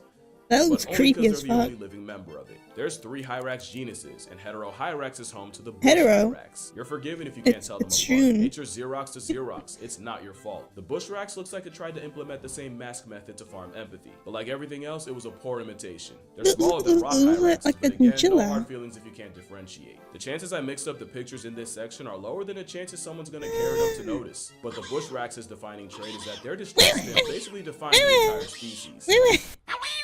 I said, look at me. You're becoming famous on the internet because of me, so try and show a little appreciation. Okay. Yeah, that's the Awawa, and he's telling you to make like Michael Jackson and beat it. And the third genus is Dendrohyrax, which actually has 4 species: the southern, eastern, western, and the Benin tree Hyrax. Same idea is different font. The western looks like he's seen some shit, and chances are it was his reflection. It's the only Hyrax that looks like it has to be held back, because he decided he'd rather look like a boar than be one. The eastern tree Hyrax looks like the shiny Pokemon of the bunch, and they're a regular part of the diets of leopards, eagles, and pythons. They're just the part that says etc. The southern tree Hyrax is interesting in that it'll rapidly bounce on the ground to travel when excited, which is what you're looking at right now, so long as someone cared enough to record it. Now they say their status is of least concern, but I'd say their blood-curdling night screams are mildly concerning. Speaking of scream, the last member is the Benin tree Hyrax, and I say that because they were discovered in 2021, and it was because of their scream. You see, scientists who weren't even checking for them, they were looking for bush babies. That's a bush baby. But heard enough of this weird barking sound that they eventually isolated and studied it. And these sounds were so distinctive, they realized it came from an entirely different species. Mind you, they clocked these calls back in 2009, but the Benin wasn't identified until over a decade later. Imagine screaming for attention for years only to be discovered by accident by people looking for someone else. And apparently, Benin skulls were already in scientists' possession, but they never noticed because, in their words, they just assumed they were all the same. Best believe Hyraxes wouldn't be getting this level of disrespect back in the day, because Titano-Hyrax Ultimus would have been big enough to mog a rhino. But Hyrax Ultimus Prime died out and left us with a miscellaneous tater tot. And miscellaneous is the best way to describe the family. Hyraxes are part of the Afroteria reunion, and you couldn't pick out a more random assortment of characters on a 3 a.m. gas station.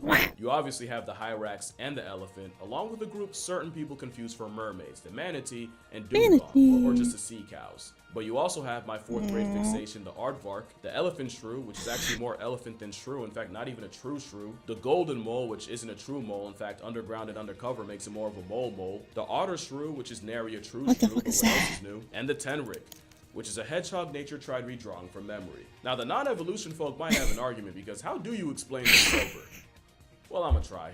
You see, 2 things happened. One was the dinosaur stranglehold on the world was released when a mountain-sized meteoric plot device blew their smooth off the census. In Space Jam terms, the Monstars took a crowbar to the knee and hedge trimmers to the Achilles, allowing the smaller mammalian Looney Tunes to really get on the board. But the other domino fell long before, with Africa separating from the supercontinent of Gondwana, completely isolated until she eventually crashed into Eurasia. I'm not 100% on the dates, but that's still tens of millions of years Africa spent as a massive island, and with an even bigger dinosaur-sized niche left behind, the mammals on it got to work. Think of Australia. You got a max security prison deer, an actual sloth bear, hijos de satanas, and many, many more. And they're all marsupials. I'm never going to Australia.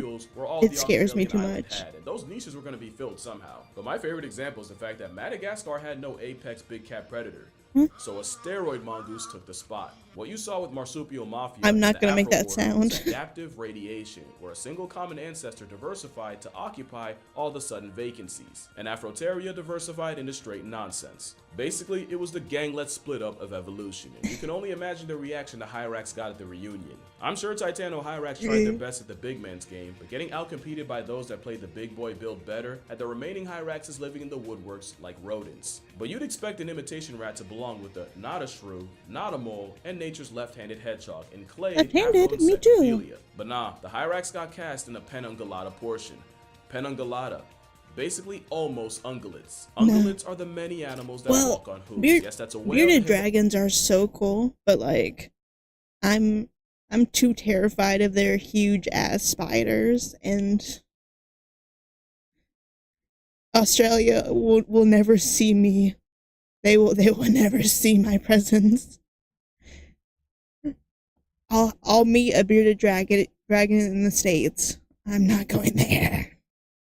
Almost gave him a guest pass. Having almost hooves means elephants and sea cows have toenails. So does a Hyrax. Not a hoof, but close. They also have the same tusks that were just pimped out incisors. The Hyraxes chew like they were raised by ruminants, chewing from side to side to grind it out like a giraffe. You might not have noticed because Hyraxes do it so fast. And when's the last time you put a Hyrax in the mouth? Because you might have noticed, they look like they have tiny rhino skulls augmented into their heads. So you see, the animal Twitter called just a random thing is actually the peak form for the life they live, from the size to the teeth to the toes. Speaking of toes, down boy, those beans have a purpose. Rubbery soles with a concave surface creates a suction. I was not expecting.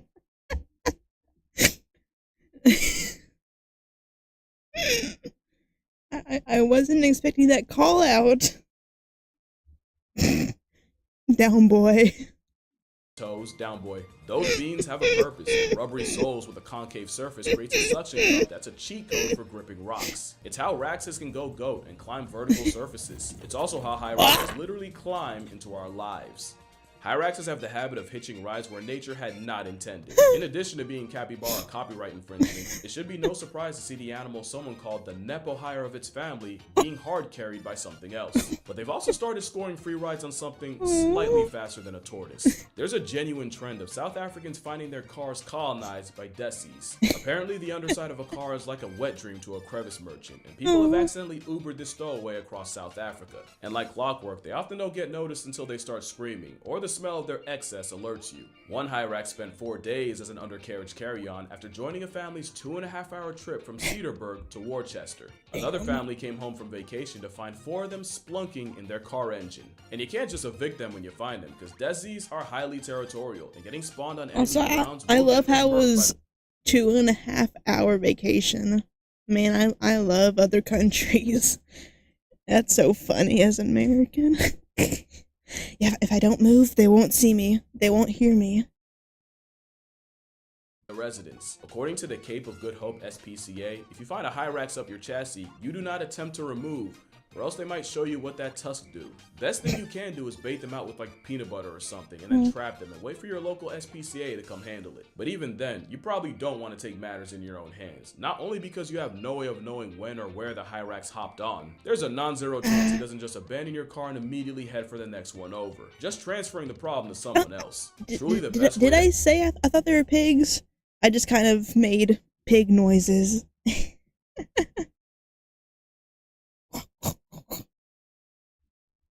Help a Hyrax is to check your car for them before you head out. It's not much different from checking for stray cats under the hood during the cold times, which if I'm sad how many cats probably get under those and no one notices.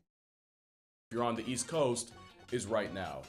Pray for me, I am so sick right now. So I wouldn't blame you for thinking Hyraxes spawn into our lives out of nowhere. That looks But it's not always by accident. demonic. I swear I liked one video. One. And now I get videos of this hamster homunculi in people's houses. I had no idea they were so common as pets.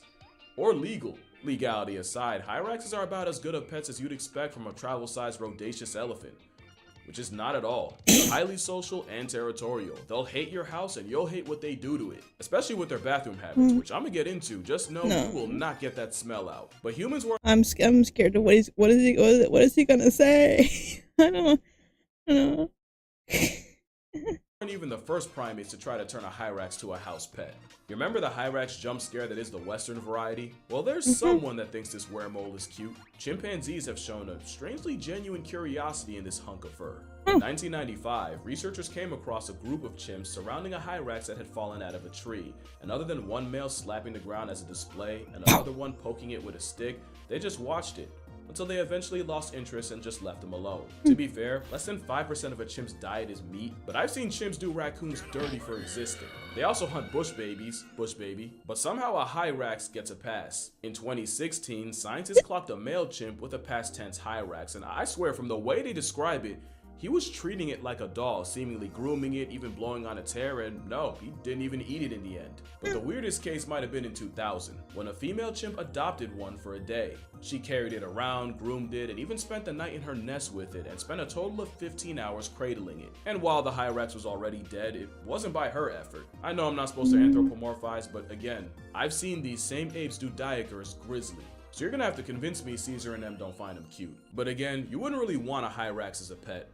One, because their social structures are way too complex. I was not kidding when I said leaving a stowaway on foreign turf is like putting a prison green light on them. In a Wawa of up to 80 Hyraxes, the highest Rax is the territorial Him Rax that lords over the females, their young, and any younger males not yet seen as a threat. And it's usually this top male that's responsible for sentry duty, basically acting as a lifeguard while the others feed and blaring out an alarm call if he sees a threat like an eagle, which gets all the Hyraxes to hightail it. Not only is it uber effective against predators, it's the same way meerkats manner. But when you look like a hodgepodge of other animals' homework, you get no show on how Hyraxes happen. I'd watch it because the drama would go crazy. Those tusks are for more than just attracting mates. You wouldn't know it, but these Hyraxes are fighting for their lives, and those teeths can tear each other apart, and more than barely inconvenience you. Running phage is such a risk that Hyraxes have ways to avoid conflict. The main one is by breaking into song. I'm not even kidding, the same way gorillas beat their chest to advertise size and avoid fights, male Hyraxes do by singing, and studies have proven that they'll increase their audible output when there's more stranger neighbor Raxes around, which sometimes the strangers respond to. It's their version of a diss track, and they take the crap seriously, because it's also been proven that Hyraxes that sing the most and maintain the best rhythm go on to father the most successful offspring. I love the internet because there's no other way I'd know this, but it's why male Hyraxes sing all year around, and unlike most other animals, they sing as a solo, but they also sing unlike almost any other mammal.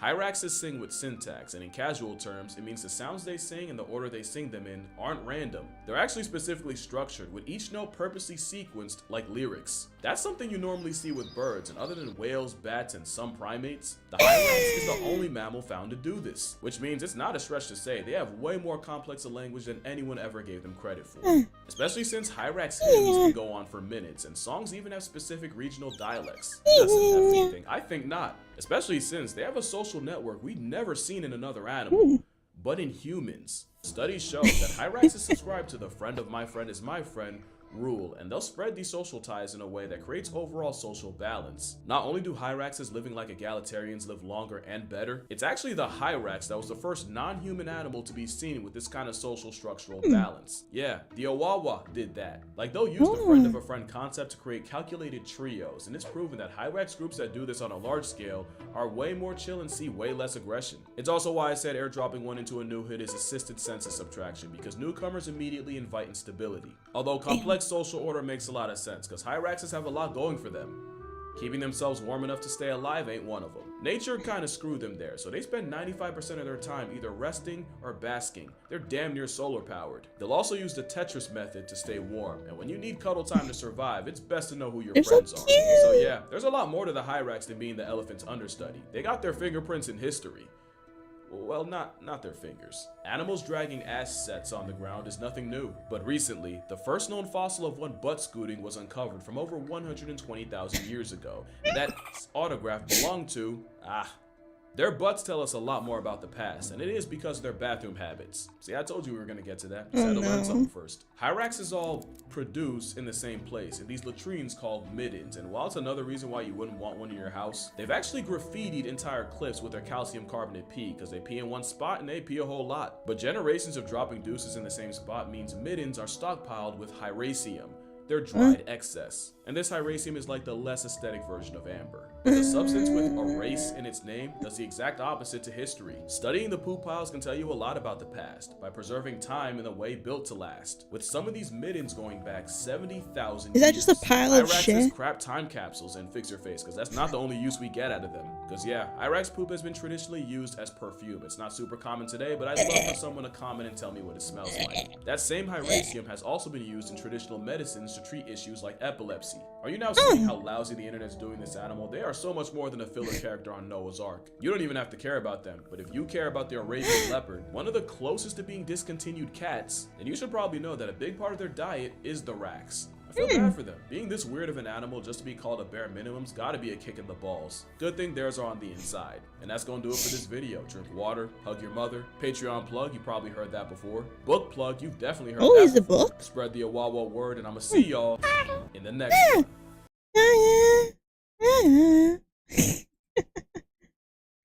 Thank you for watching, YouTube. You think these are cute, right? You agree with me? They're cute. Comment how cute they are, or else, until next time, bye. What? Those animals are cute. Why were they hated? Let me name the file. There we go. The file. Where? Yeah. Very, very cute. Why did that not work? There we go. Okay. What is the next video? Let's see. Raccoons. Okay. What? YouTube, please work. Yeah. But I actually I don't remember the Madagascar movie that much. I just remember I like to move it. I like to move it. You like to move it. That's all I remember about that movie. I don't think that was even the first one. I just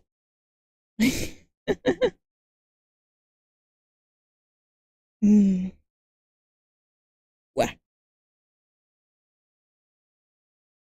Raccoons.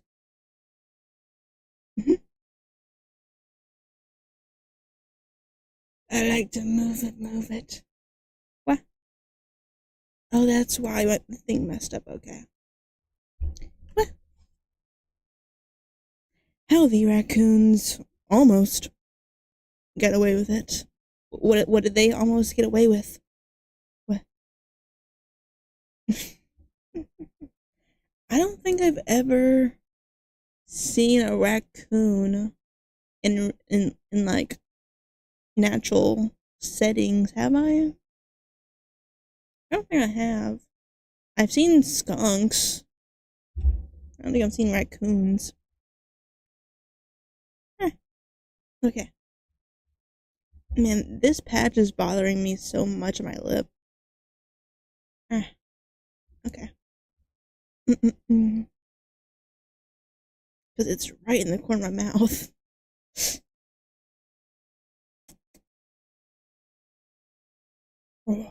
Were they good chips, or were they like bad tasting chips? A pet raccoon. That's cute.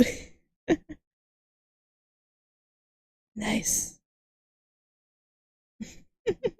What kind of chips? Man, he took the best chips. He could have shared. The raccoon can share.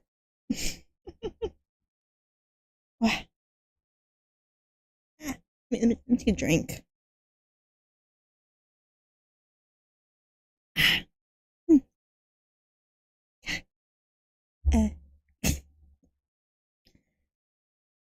That raccoon looks like it's in heaven right now, getting belly scratches. Pop my knuckles again.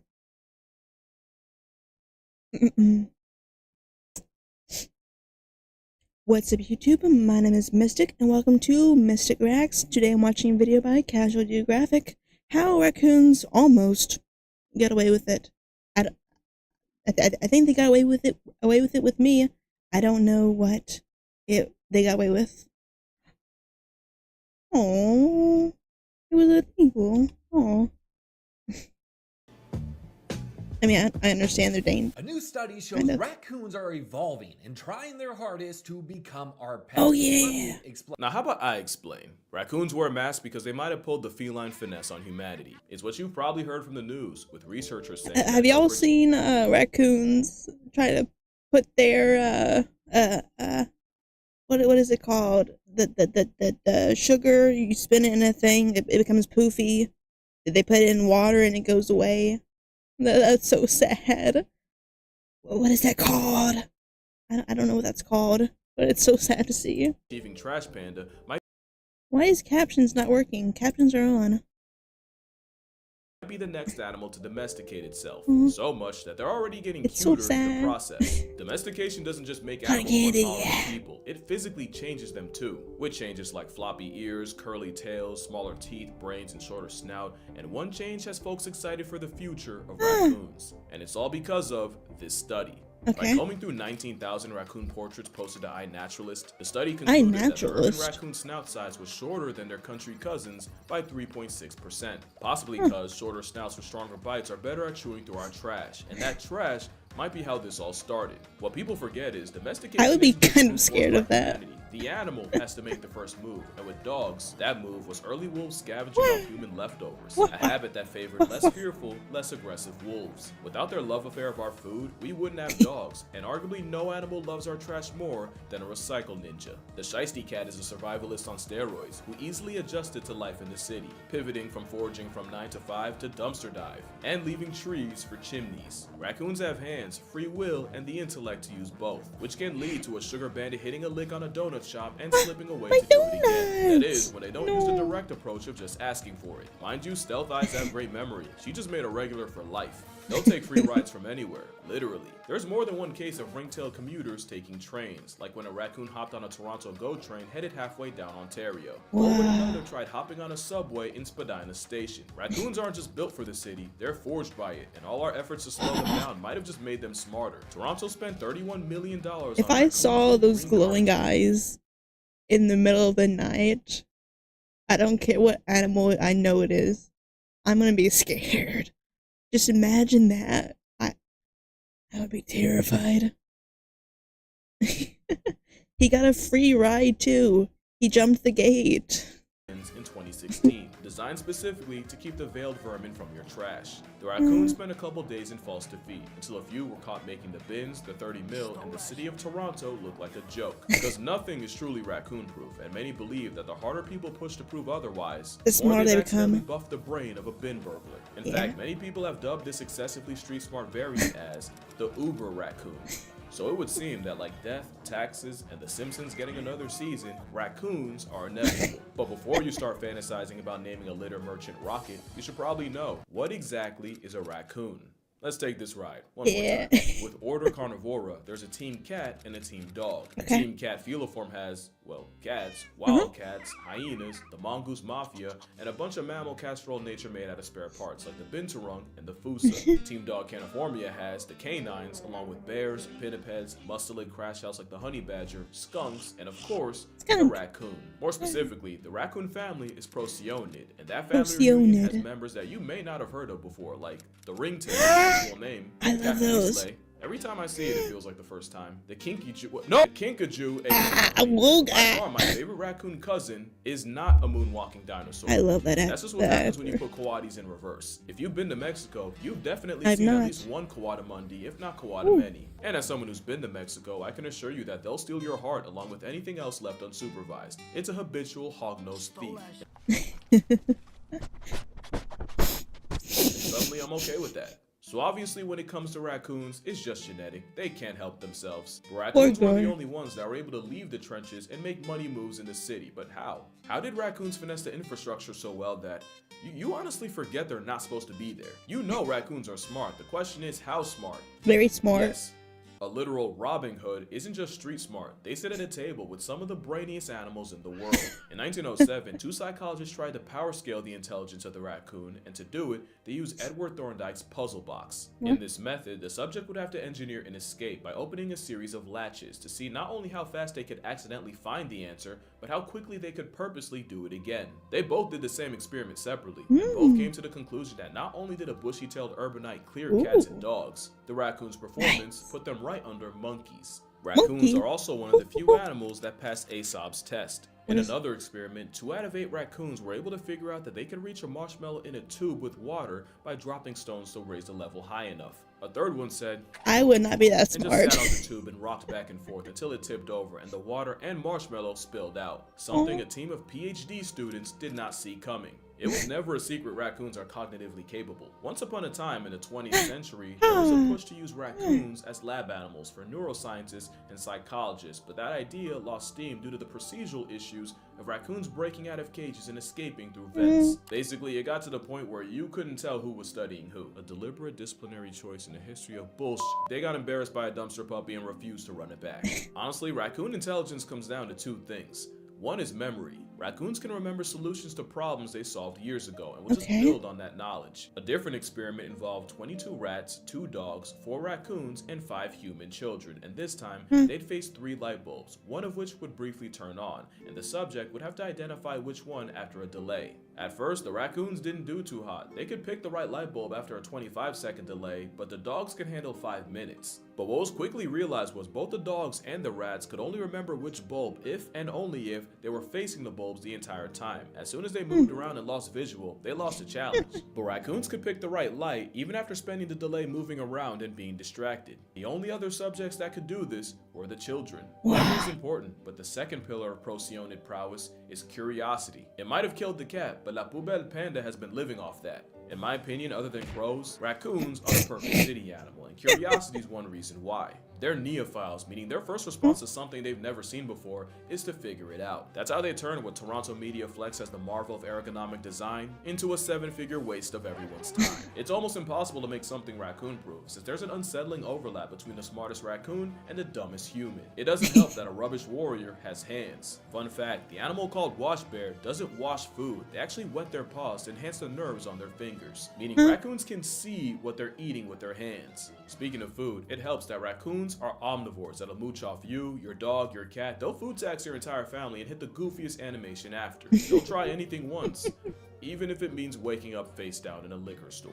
But what raccoons really eat off of is pretty privilege. Despite being much less of a disease risk, opossums don't get a fraction of the PR. And people who hate on coyotes but give raccoons a pass must not have the experience of waking up to a dismembered, disemboweled cat. In fact, intelligence in a face mask often makes you forget they're a predator tough enough to maul your family pet. And in the city, very few things can return the favor, as urban raccoons have almost no predators. This used to be a good neighborhood. Not like I think otters actually eat them, but to be fair, this does look very predatory. Other than Lila showing Rocket where everybody floats, raccoons are in that sweet spot where many of the things that would normally eat them are too big to really follow them into the city. Or at least if they do, they get all the smoke from humanity. Basically with raccoons, they're bigger than the cute animals, cuter than the big animals. But the last piece is their psychology. Experiments show that the quieter, more docile raccoons were craftier and much better at solving puzzles than the aggressives. Ironically, bolder raccoons were less likely to take the time to see how a device works, meaning not only are calm raccoons superior students and problem solvers, but calmness is the trait that animals need to survive constantly being around humans. Right? It's also the first step to domestication.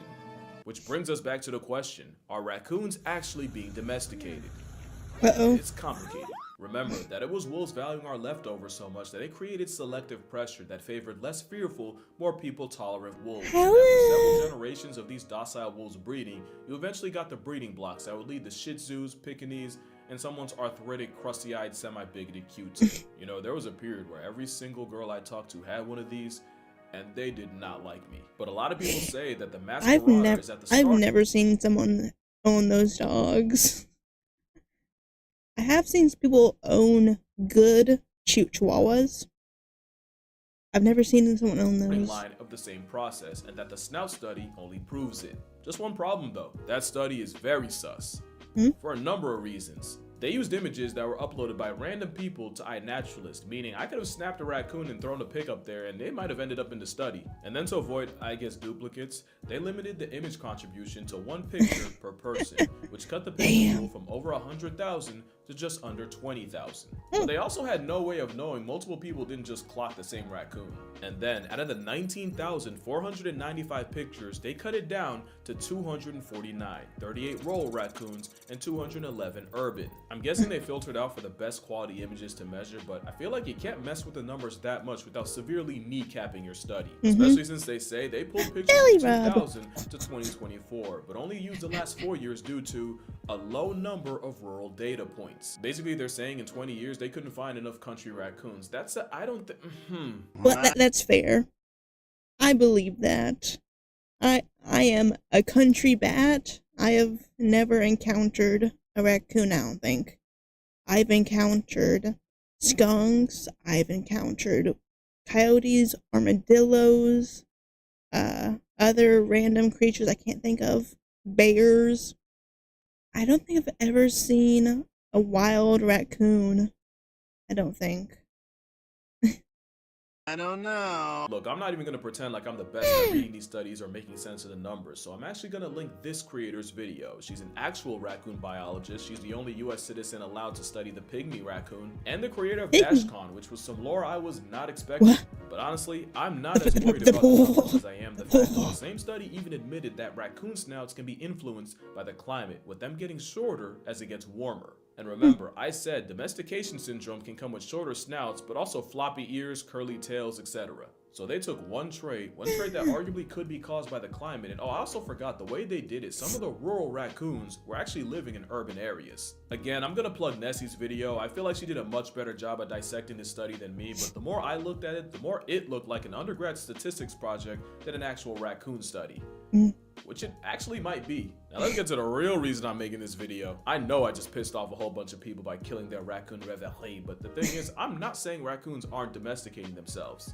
I'm also not saying they are. Let me explain. Domestication is a multi-generational DNA-altering process that ends with an animal that kind of needs us to survive. They can't live in the wild, or at least they're not supposed to. Habituation happens on an individual level, where the animal's still wild, their kids are going to be wild, but they've adopted changes in behavior to take advantage of being around people. When the early wolves became less afraid of people and more comfortable cleaning our plates, that was habituation. And habituation is what you see with a lot of these raccoons getting bolder around people, but they're not trying to become our pets. They're just trying to eat. Does that make sense? Like, you could argue habituation is the first step of domestication, but it doesn't guarantee domestication. A shot of jungle juice could be the first step to becoming an alcoholic, but one shot does not an alcoholic make. You can drink it without ending up in an AA meeting. And even if that's why I say to myself all the time too. if raccoons are on the road to domestication, you, me, our kids, and even the spawn after that won't be alive to see it. And by that logic, raccoons wouldn't be the only ones. Plenty of animals have habituated to humans. Foxes in London have done infinitely better in cities than in the country. Some researchers even say that their snouts are also getting smaller, as rooting through trash has selected for shorter snouts with stronger bites to break through packages and bones. And black bears in places like Aspen, Colorado will regularly commute from the woods into the city to scavenge trash. Damn AI videos. Damn AI videos. Trash at night, and they've also gotten really bold about it, even breaking into houses and raiding fridges. Elephants in Thailand have a bit. I was like once on a vacation, and we just heard like a bear break into our trash cans one night. They're so loud when they break into it. Like the mafia. You got elephants stopping trucks on the road just to steal their sugar cane. But by far the best, or I guess worst example, is baboons in South Africa being so used to humans meaning an easy meal, now they expect it and will violently run your pockets. But no one's saying baboons, elephants, or especially bears are being domesticated, and black bears are just obese raccoons. I mean, some will claim that for foxes, but even if they are, nobody you know or will know will be alive to see it. And as cities continue to... There was almost a world where I was a fox Vtuber. There was almost a world for like a split second, and then I said no, bats.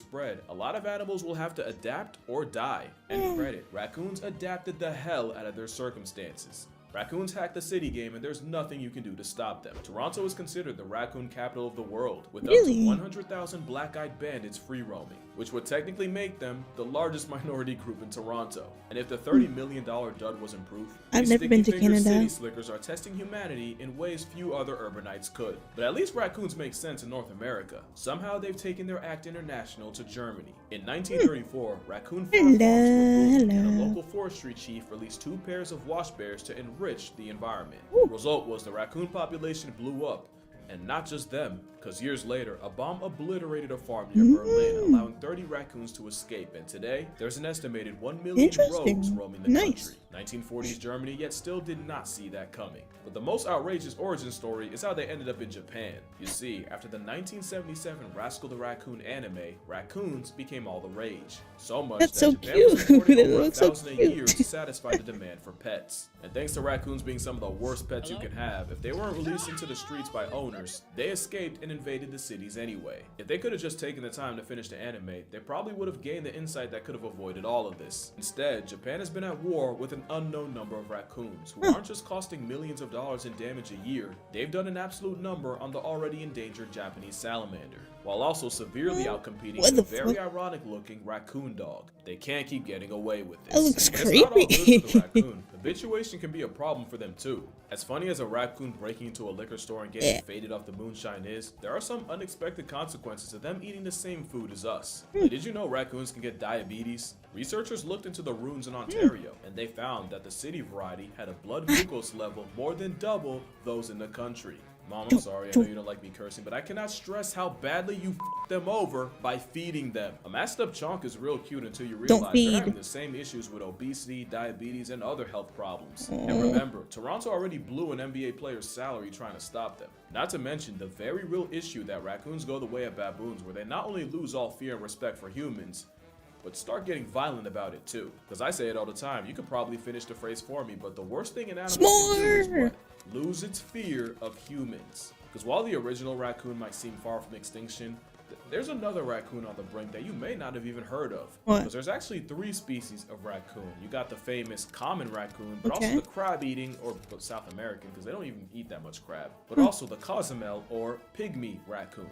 Okay. You remember how I said Nessie's the only US citizen that's authorized to study them? Well, she's seen firsthand what habituation, especially tourism, has done to them. Like while I was sitting home working on this video, she had to deal with a couple Cozumels that died due to habituation, likely due to the malnutrition of eating tourist trash. It's sad that there's only a couple hundred of these walking travel-sized trench coats left with, other than habitat loss, parasites and disease being some of the main reasons why. Reasons that definitely are not helped by being fed junk by tourists. But probably the biggest problem is that most people don't even know they exist. Like if you look up Mexican raccoon, Google will probably acknowledge the coati before the Cozumel. And it's getting to the point where if we don't lock in like now, the whole Cozumel raccoon community is gonna get canceled. That would really suck because I literally just found out about them last year. So to make a long story short, raccoons aren't domesticated feed the themselves. raccoon. If they are, it's no more than baboons, bears, or foxes. And if they are, it'll be many generations before anyone sees it. And honestly, I don't think the scientists reporting on it were trying to be misleading because again, Well- it technically could be domestication, but I feel like news outlets saw domestication and kind of ran with it. And then people saw that news and immediately started thinking they'll have raccoons in pet stores in their lifetime, and that's not the case.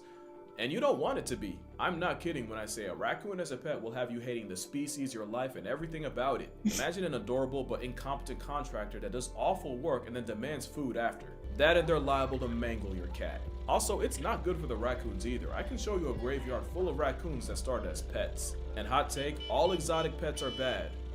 Okay, but I feel like opossums as an option are way more chill. Like who's ever been punked by a possum? And skunks are a low-key sleeper pick, like I'm not kidding, they might get a video next. But yeah, instead of obsessing over bringing raccoons into our house, we should probably try to save them while they're still out. And that's gonna do it for this video. Shout out to Nessie for helping me with this video while fighting the good fight. She's currently in an undisclosed location in Cozumel trying to save the pygmy population. I'm gonna put all her stuff Good in on the her. description. Also, shout out to Newsflare. A lot of the clips used in this video were licensed through them, so yeah, definitely recommend for finding clips for your projects. Also, I just want to say, I'm not an expert in this. Like, don't think of me as a teacher, more like a student sharing his work with the class. And if you disagree with me, I have no problem with healthy discourse in my comments. In fact, I actively encourage it. Just don't be like weird about it.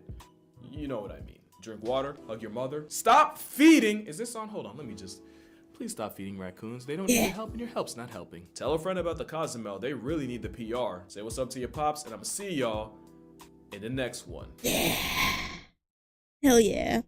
Don't feed wild animals. Don't do it. Except maybe the pigeon. Maybe the pigeon, because we fucked them over. So don't feed wild animals. But until next time, bye. Oh. I've never seen a pet skunk, but yeah. I know you can get their scent stuff removed. Yeah. But YouTube, until next time, bye. And if you want to check me live, go to Twitch. Yeah. Bye. Wah. Wah. What? Let me. This is the fourth video, so we're on to the fifth one. What? Okay, what is it?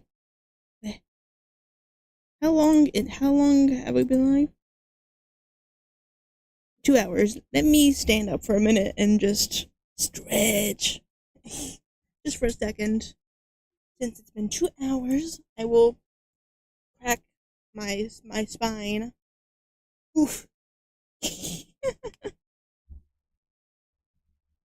Is that a bad habit to crack your bones? Like I know you shouldn't crack your neck, but I still do that. I crack my fingers, my wrists, my back. Probably a bad habit, but yeah.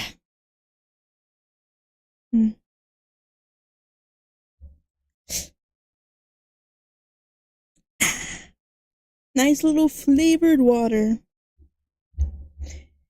This one has what is it? What coffee has in it? Caffeine. This one has a little bit caffeine in it, which is probably not good because it is very late at night. But you know, it's a very good taste. It's black pomegranate, something. Tastes super good. Ah. Okay, let me see what the next video is. Crows. I like crows. Wow.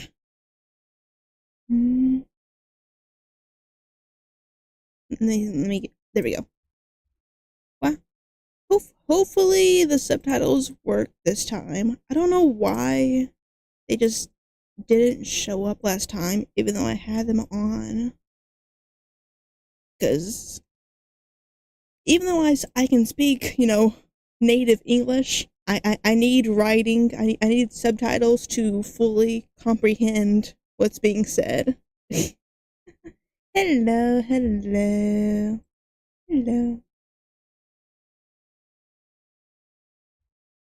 Just in time for the next video about crows.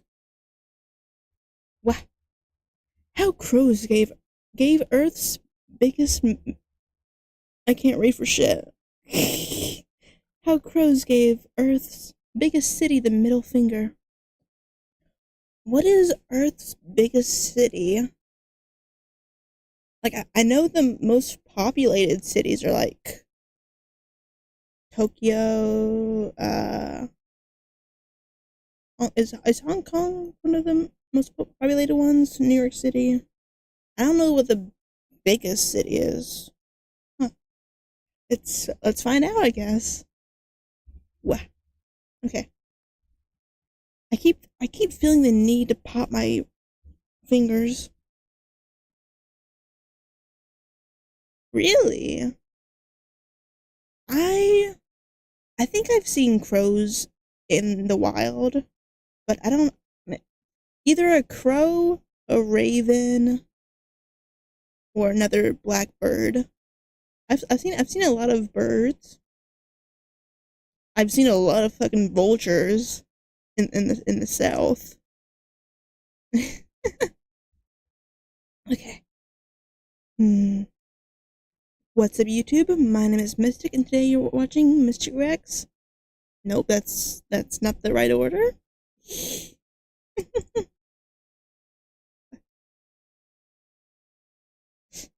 What? Ah, fuck.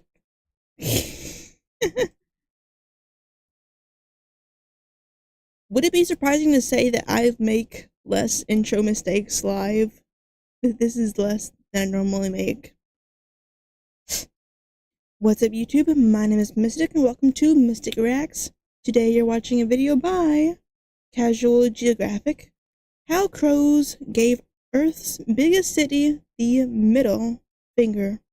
I don't know what city is the biggest, but I also don't know how they gave it the middle finger. They don't have real fingers, do they?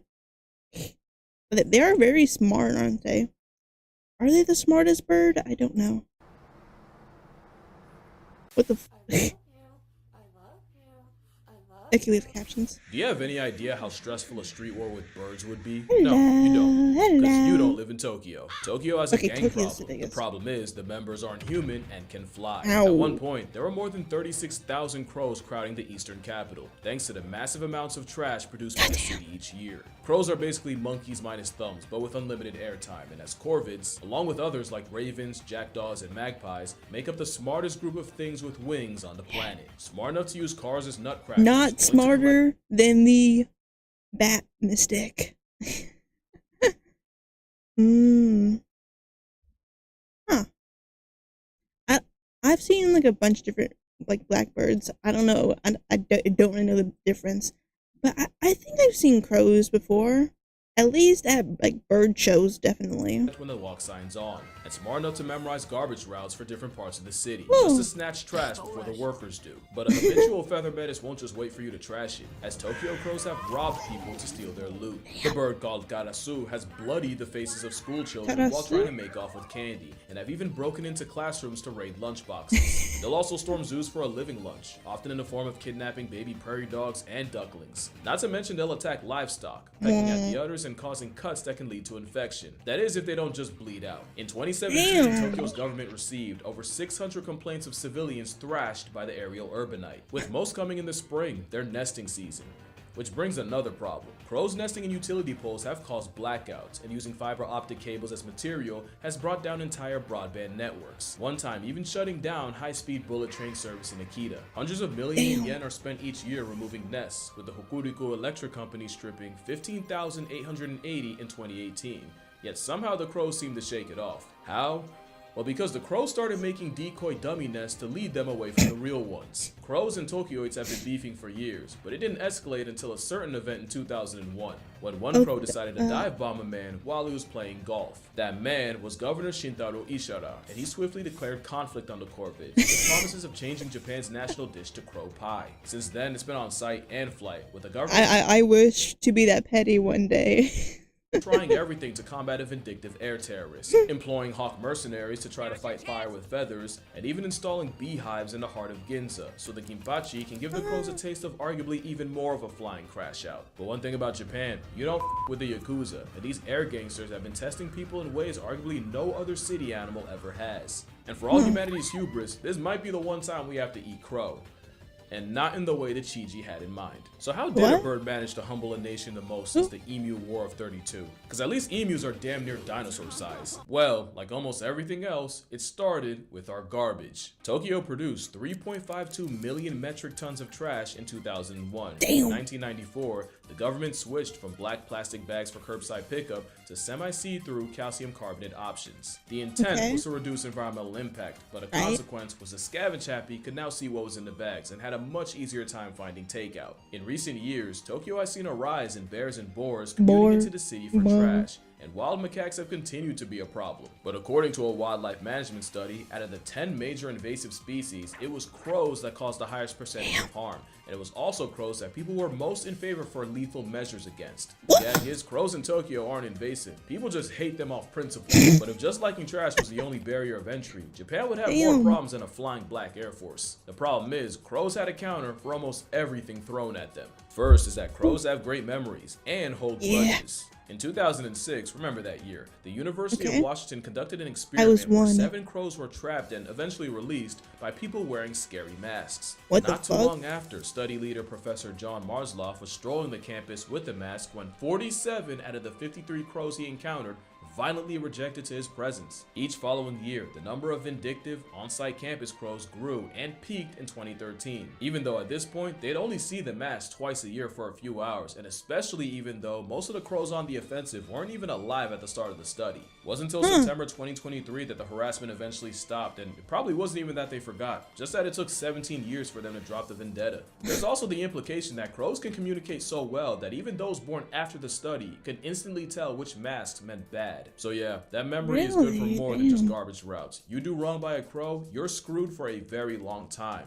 Which Tokyo nice have learned the stressful way. One man, Hiroshi Takaku, saw a couple of his colleagues being attacked by a few crows and fended them off by swinging his belt. The crows backed off, but the next day, they returned to work to find hundreds of crows posted up on their building of business, waiting for them. So safe to say, conventional extermination doesn't really work on an animal that can learn the look of the workers doing it and will mob them on sight. They also tried traps where they bait the crows with food like lard and then gas the captured crows with carbon monoxide. But not only was that method way more costly than it was worth, they didn't expect a group of goth better hope no one sees that. Better hope no crows witness that.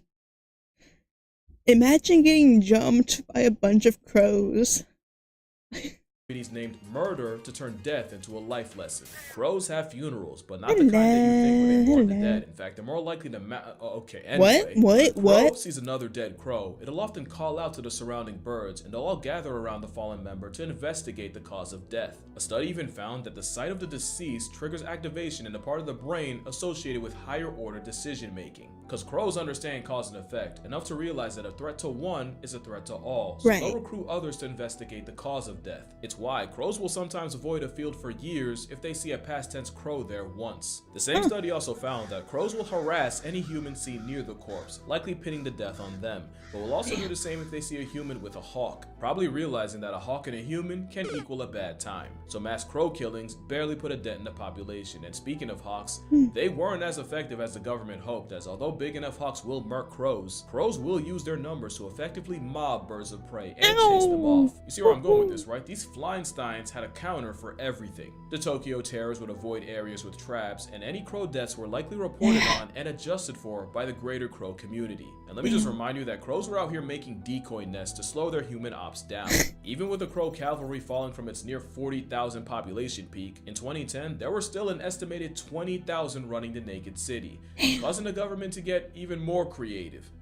This is how bad it got. Tokyo had researchers studying more than 10,000 different crow sounds and isolating the specific sound they make in response to a predator, and playing those calls on loudspeakers near trash sites. Basically what pilot whales do to orcas, Japan had to resort to with a bird. But really, the only thing that made a difference was regulating the very problem that caused it. People started covering their trash with blue protective tarps, and Utsunomiya University professor Shuei Sugira helped develop a special yellow garbage bag that the crows couldn't see through. And it had to be a very specific yellow or else it wouldn't work. Many places like restaurants in Ginza pivoted to having their garbage collected at night, instead of the crow's prime time of late morning. But by far, the most effective measure was just making less trash in the first place. And Tokyo's 3.52 million metric tons of trash in 2001 was cut down to 2.45 million in 2024. Eventually, the crow numbers would start to chip away, and in 2026, the population is only 20% of its peak 2 decades ago. That was the only way a trash terrorist was going to be beat, as bird experts noted that the traps would only work on younger, dumber crows, and that the birds even figured out how to work around the protective tarps. But some experts worry that the war isn't over. It's only a matter of time before the next crow fiends rise up again. Crows are just too smart to be defeated by conventional methods, because crows are not a conventional bird. In fact, they might have the most unconventional form of self-defense. Crows are the biggest trolls in the animal kingdom, and I don't think it's what if I told you the rage bait's strategic? Let me explain. Crows are omnivore opportunists, and a lot of those opportunities come from scavenging, but scavenging can put them up against much bigger, more powerful predators. So crows will often be so annoying that they force the competition to rage quit, and they'll do this by pulling feathers, and they'll do this to some of the largest birds of prey. Stellar sea eagles are big enough to catch an AI accusation, but a crow will still tail check them. And in this video, you start to see why, with this crow pulling up on 2 turkey vultures and repeatedly baiting one of them until the vulture finally has enough and makes it the bystander's problem, allowing the crow access to the bird bath. An even more extreme example was a crow arriving at a fresh carcass and waiting for stronger vultures to tear into the hide he couldn't. And with the gift box open, the crow immediately started pulling tails and testing patience, until eventually the troll bird instigated a vulture brawl, during which he snuck in and stole him a piece. It seems that habitual line step the ultimate rage baiter with brain.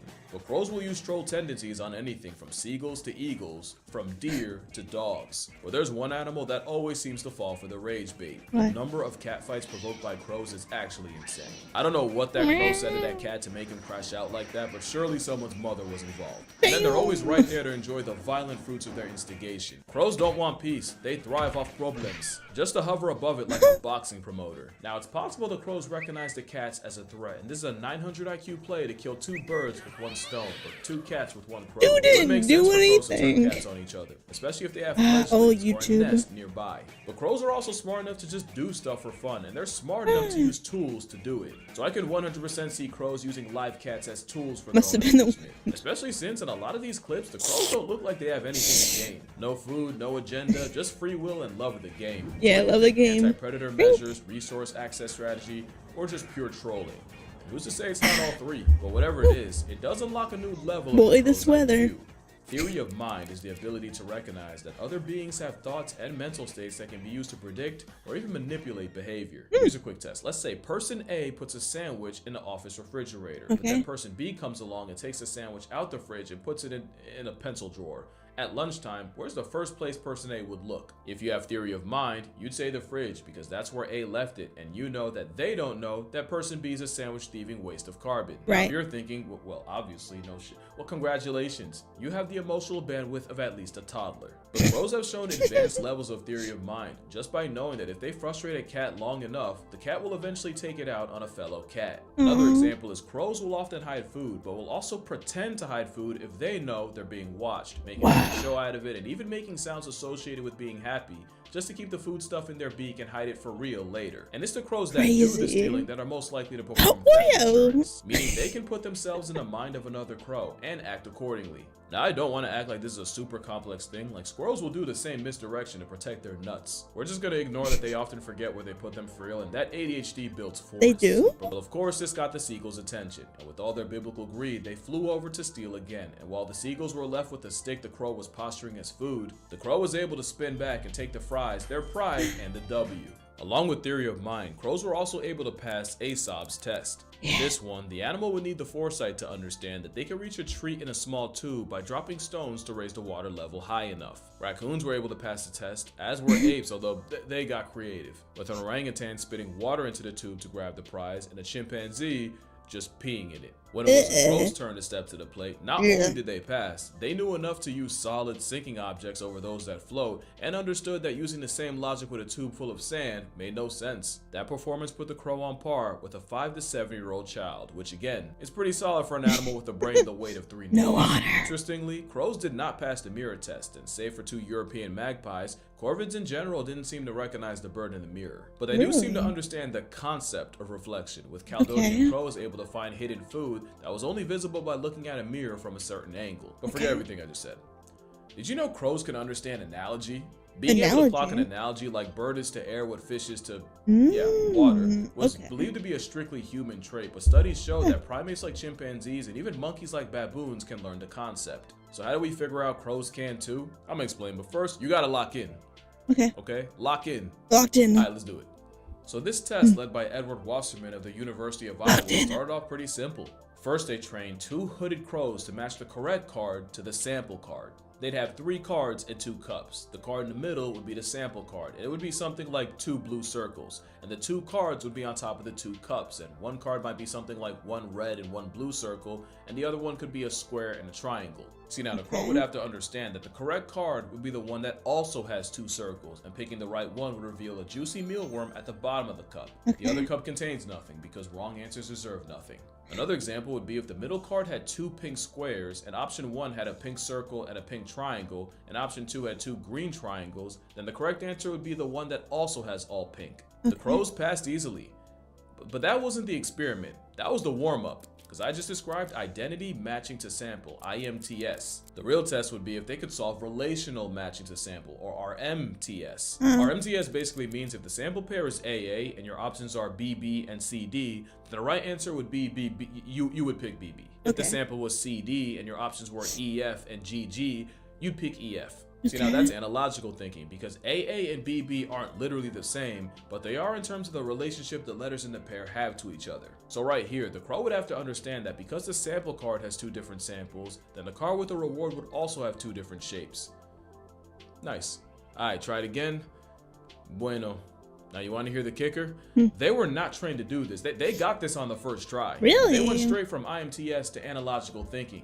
Completely on their own. We're still talking about crows here. And Wasserman said it. It'd be one thing if they were brute forced into learning, but the fact that they were able to reason their way into the right answer on the fly, you almost have to reevaluate how smart you think they are. And that's why you're not ready for the crow revolution. Their greatest weapon is their mind, and you can get wrecked purely off of pattern recognition. Lisa Joyce was attacked by crows during a 4th of July celebration in Vancouver. What was weird was, out of the hundreds of people outside, Lisa was the only victim. The harassment only got worse to the point where she had to change her commute because a literal murder would be waiting for her outside on her way to work.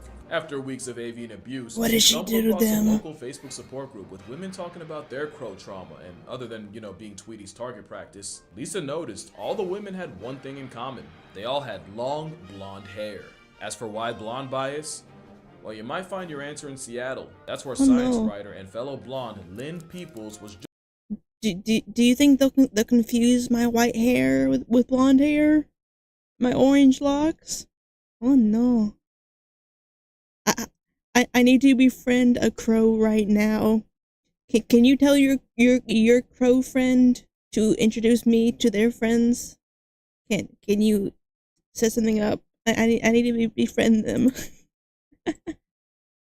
jogging when she took multiple bird strikes to the back of the dome. Later in her jog, she saw a man, probably having a mental episode, absolutely crashing out at the birds at the park, chasing and kicking at them. Birds that included crows. He also had a long ponytail.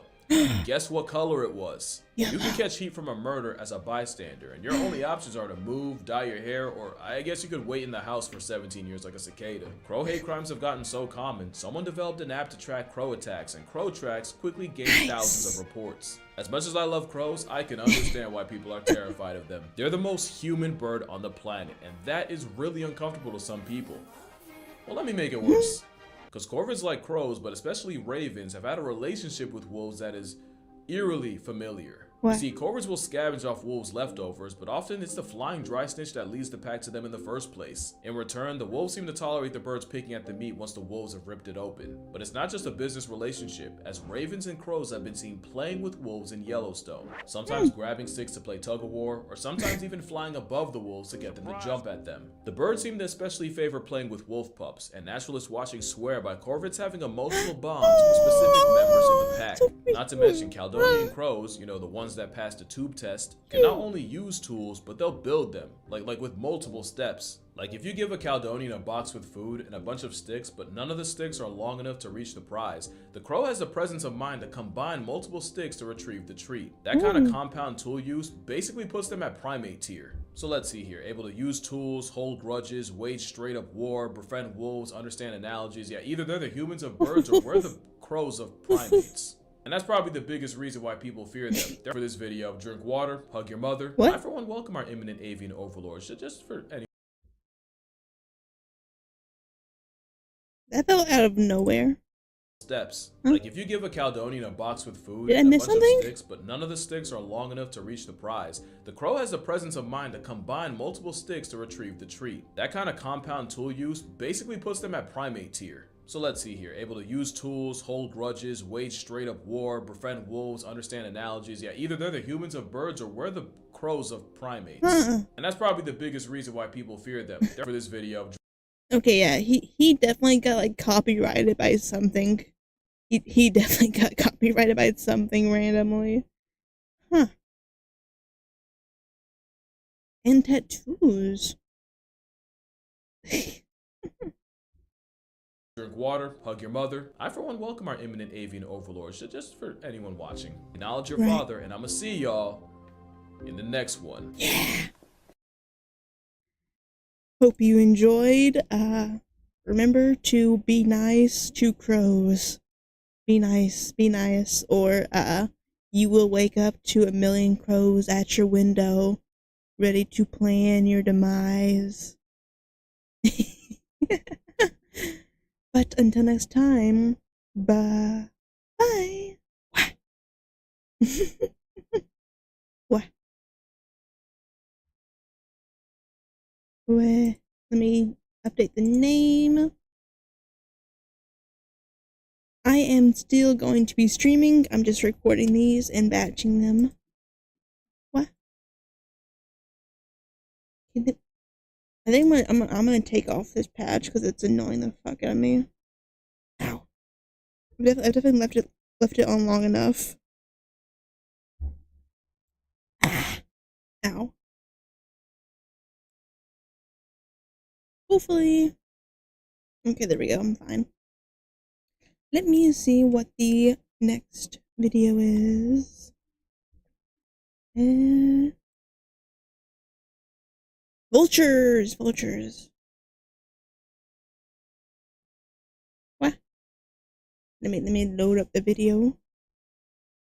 There we go. Damn, what it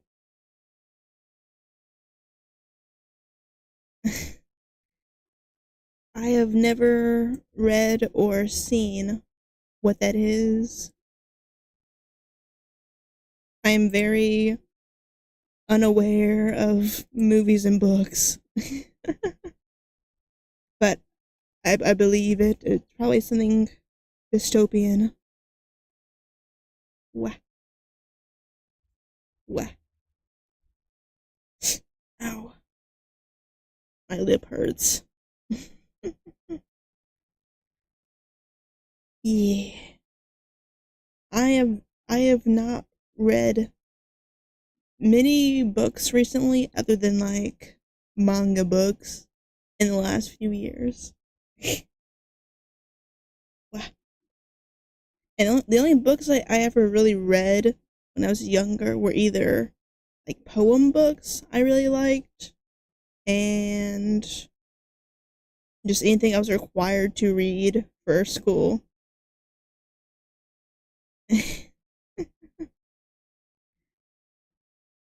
that vulture, that's like a vulture that looks insane.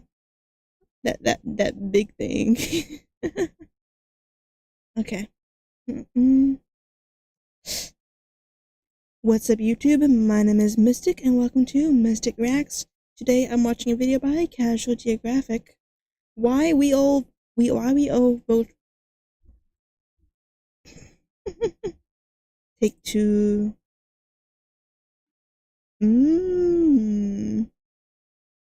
A blue moon. Ooh. Interesting.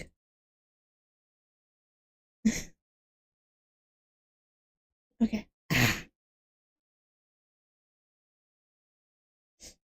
What's up, YouTube? My name is Mistic, and welcome to Mistic Reacts. Today I'm watching a video by Casual Geographic. Why we owe a vulture on steroids.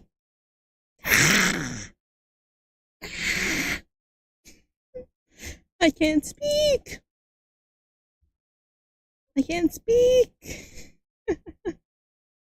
Okay, take number 3. What's up, YouTube? My name is Mistic, and welcome to Mistic Reacts. Today I'm watching a video by Casual Geographic.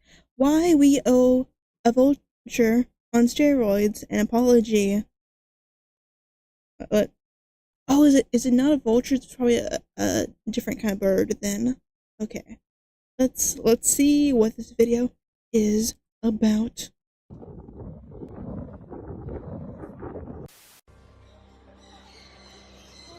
Big boy Fluffy. Don't be scared. He's just a baby.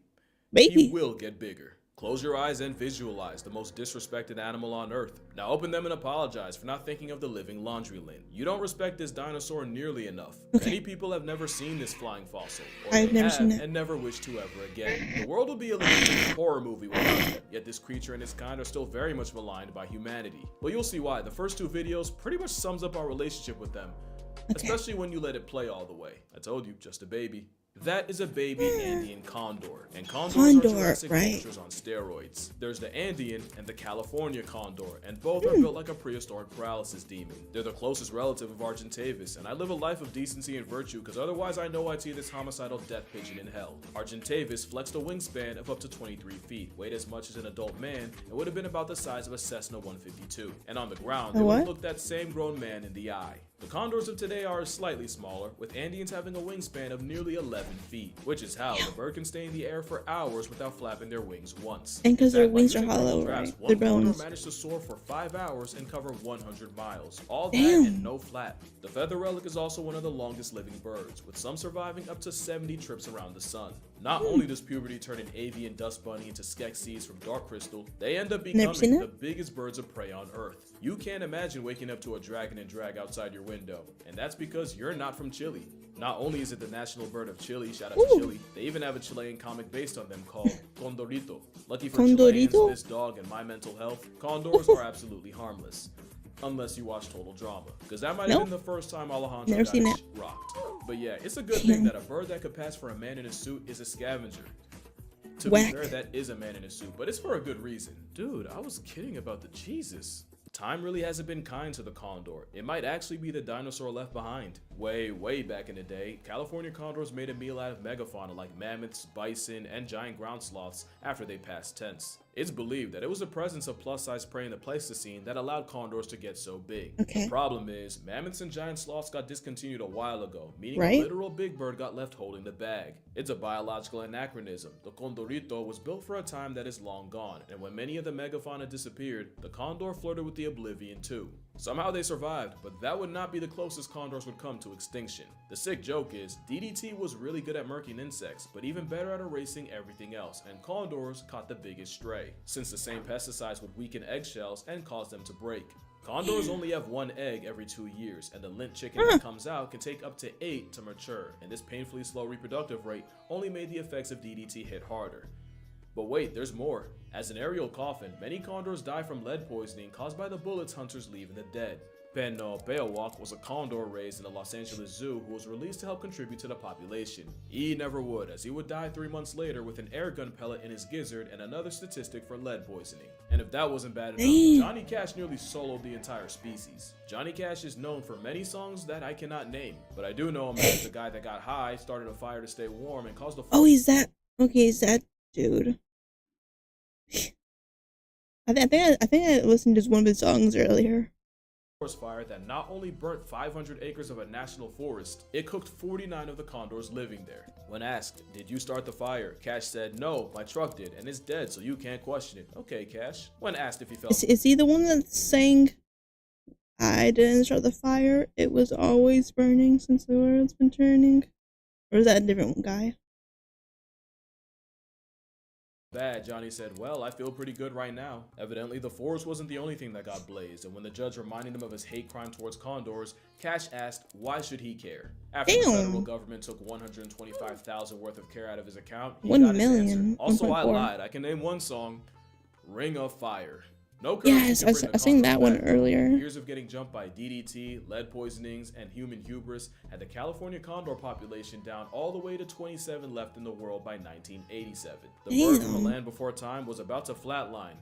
That is until folks finally decided to step up. For all the damage done to the condor, humanity came in clutch for the cause. They went all out, first by capturing all the wild condors left, and when they were done, every condor alive was in captivity. Then they really put in work. Condor eggs have a longer release time than a Spider-Verse movie, but a biohack is that condors will often lay a second, even third egg if the first one is removed. So the strat was to collect condor eggs for caretakers to raise themselves, basically doubling the output. This would save the condor population at the last absolute second, as condors would begin to be airdropped back into the wild in the 90s. And today, there's over 500 California condors, both in captivity and seasoned across the Southwest. There is one problem with raising condors, and it's that the condors can become attached to humans, and like we always say on this channel, the worst thing a wild animal can do is lose its fear of people. The condor compromise was raising these floof nuggets with hand puppets in their parents' likeness. This allowed keepers to teach baby condors how to condor while also retaining their natural fear of humans, which I thought was what was happening here, but I looked into it and this has nothing to do with conservation.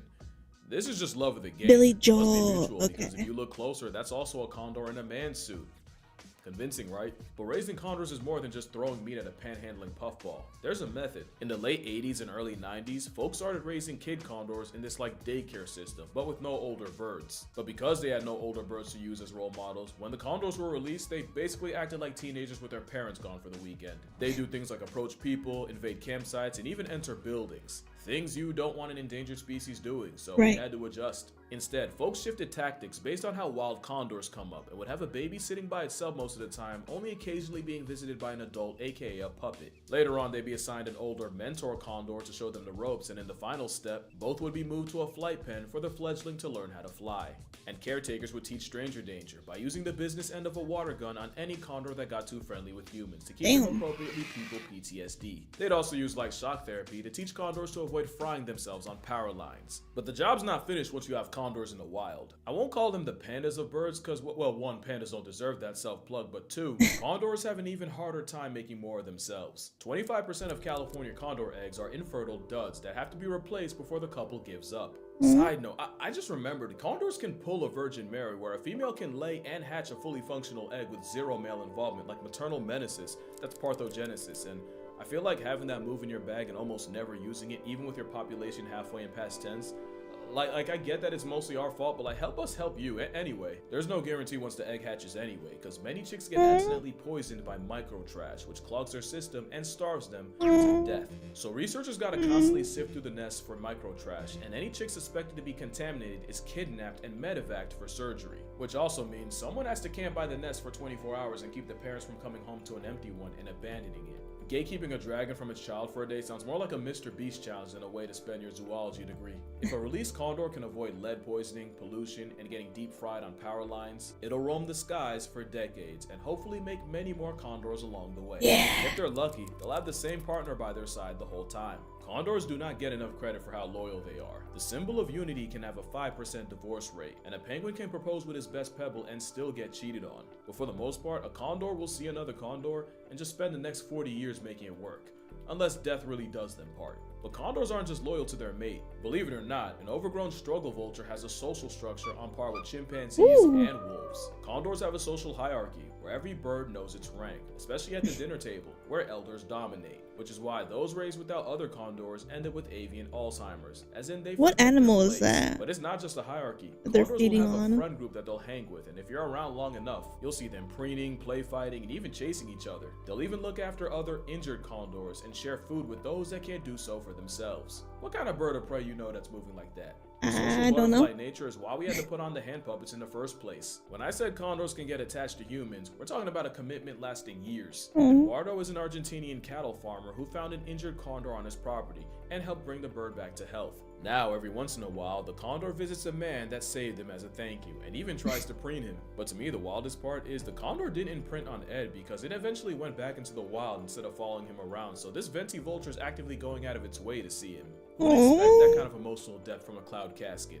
That's cute. Well, anyone who's worked with them, because they'll tell you that vultures are sky puppies with personalities that'll even have favorite keepers that they'll run to when excited. They're also curious and will play with anything from actual toys to the socks and shoelaces of their preferred human. Many keepers swear by vultures being the most fun bird to train because their curiosity and attachment makes them act like precocious children always looking for their parents' approval. They're even on the short list of animals smart enough to use tools, with Egyptian vultures using rocks to crack open ostrich eggs. You wouldn't expect that from a career scavenger and death merchant. Vultures have been underrated, and fun fact, there's old world and new world vultures. What? And they're not related. Vultures are essential workers. They're just so important that nature went ahead and made them twice. But this is not a vulture praise video, so before we talk about the good, we gotta speed run the side you probably already know.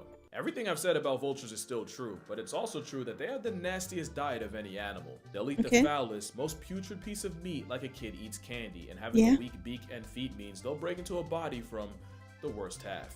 Which is why vultures are bald. No point in having feathers when you're going to be neck deep in a dead buffalo. Being bald also helps with temperature. So does another thing they do. Vultures practice urohydrosis, where they'll leak liquid nasty all over their legs to cool off like sweat. So if you see a vulture with ashy feet, now you know. Also, some vultures will weaponize their diet, as turkey vultures will projectile vomit sewer-smelling foulness I can't even imagine. Or maybe I just don't want to. Especially if they spray you in the eyes, and if it hits feathers, the acid nerfs the ability to fly. That's not the most offensive thing vultures do. Contrary to popular belief, black vultures will camp out in flock around sheep giving birth and immediately swarm the newborn, gouging the eyes out and eating the blind lamb alive. That's not even mentioning what vultures do to the economy. You do know vulture vomit and dookie juice can cause power outages when they pile up on transmission towers, and that vulture curiosity can send your car insurance into the stratosphere, as necro-tweeties are liable to scratch paint, rip rubber seals and wipers off cars, and even tear the vinyl seat covers from boats and tractors. That's not as bad as the possibility of them contaminating water sources with their acidic feces, when the coliform bacteria from it invades water towers or reservoirs. Not to mention, being the highest flying bird can backfire when they join the Mile High Club after getting rear-ended by a plane engine, which makes vultures, in terms of damage, one of the costliest animals in America, estimated to cause about $3 million and $1.2 million in damages to military and civil aircrafts respectively. When you add the That's dent not in infrastructure that much compared to vultures are what we heard capable of burning earlier. a multi-million-dollar hole in the economy. But the real damage is to the economy of your social life. Let a guest see, smell, or otherwise perceive a committee of vultures on your property, and that might just be the last time they ever come over. But most people would probably forgive all of that if they weren't so ugly. So it's not hard to see how people see a vulture and see nothing but a nuisance. Well, Vultures have no business being as OP as they are. Many animals have powerful digestive juices to eat carcasses, but no animal can match a Hades chicken's internal fortitude. Vulture's stomach acid has a pH lower than 1, meaning they can destroy toxins like anthrax and cholera that would one-shot almost anything else. Damn. Botulism is considered the most potent natural substance on Earth, as a toxin produced by bacteria attacks the body's nerves, causing muscle paralysis, difficulty breathing, and even death. Let alone the fact some people pay to put that in their face. The vulture's nervous system is resistant to that same bacteria and can also tank the same bacteria that can cause tetanus and gangrene with zero effects. Not to mention, when they're knee deep in death and decay, leaking liquid on their legs not only cools them, it acts like an antiseptic that kills bacteria on contact. Vultures are what that 0.1% of germs are afraid of, and pathogens like tuberculosis, salmonella, leprosy, and even rabies meet their end in a vulture's gizzard, which is a big deal because if you watch this video, another plug, but you know rabies is the disease that scares me the most. The idea of a disease rewiring your brain chemistry for the Hold on, let me. worst, while also making you afraid of water, something that is non-negotiable if you want to live, haunts me. Rabies buries an estimated 70,000 people a year. With the most common cause of cases being dog bites, it's most destructive in areas with a large stray population, like India. But there's two things India did that gave rabies the green light. First was them criminalizing euthanizing stray dogs, but the main reason was a complete accident. Diclofenac was a drug used as a painkiller and anti-inflammatory for cattle, but that same drug also caused fatal kidney failure in the vultures that ate them. This did an absolute number on the vulture population, with many species cut down by 99%. Not only was it one of the fastest collapses of a bird species, the consequences of the sudden disappearance of nature's cleanup crew was predictable, as a number of rabies cases skyrocketed. And you remember what I said about vultures in the economy? Well, the free fall of the vulture population likely led to the deaths of 500,000 people and an economic loss of 70 million, $70 billion. From 2000 to 2005. But I don't think it's just India that benefited from a scavenger stimulus package. Anthrax outbreaks are a semi-common occurrence in places like Kruger National Park in South Africa and Virunga National Park in the Congo, especially in places where you can have pool parties that contain more hippo than pool, and these outbreaks can kill up to 100 hippos at a time. Not only that, but these outbreaks can reach humans, as in 2011, over 500 cases of anthrax poisonings in humans were reported after 80-something hippos died of the same. Now imagine the carnage if you didn't have bald-headed equalizers clearing the disease for the free. Like I said, thank you to them. Vultures were so nice they made them twice. Vultures also contribute to society in less dramatic ways, as in the 1930s, the Union Oil Company of Texas started putting mercaptan in natural gas, and with turkey vultures often gathering around the smell, they'd use the birds as markers to locate gas leaks. Vultures also act as an alarm bell for illegal poaching activity, as them circling over an area is like a Batman signal to park rangers. Unfortunately, that has also made them a target for poachers, who purposely try to poison them. Evidently, the only toxin vultures have no answer for is humanity. Like I said, you do not respect vultures nearly enough, and I take back what I said about them being ugly. The griffin vulture mogs any eagle you can think of. The bearded vulture is like a Pokemon fire type come to life. Yeah, that's definitely a Pokemon. The king vulture is just an ethereal specimen of a bird. That is, if you can ignore the chesticle situation. And oh, my sweet baby boy. If there are no condors alive, just know that I have died. And that's gonna do it for this video. Make sure you drink water, hug your mother, put some respect on the vulture's name. Shout out to this comment for making me make this video. Acknowledge your father, and I'ma see y'all in the next one. Yeah. Say thank you to them for, yeah. The baby bird looks so cute. It's so fluffy. But until next time, YouTube. Bye-bye. And if you want to watch this live, check me out on Twitch, maybe. Until next time, bye-bye. I think I got maybe 2 or 3 more in me, since it's almost 3 hours. So I'll probably go until like 3.5. Let me rename. What?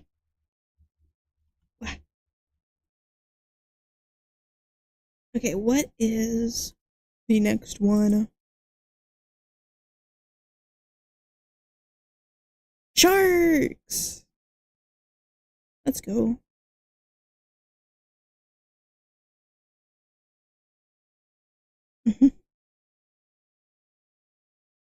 Woo.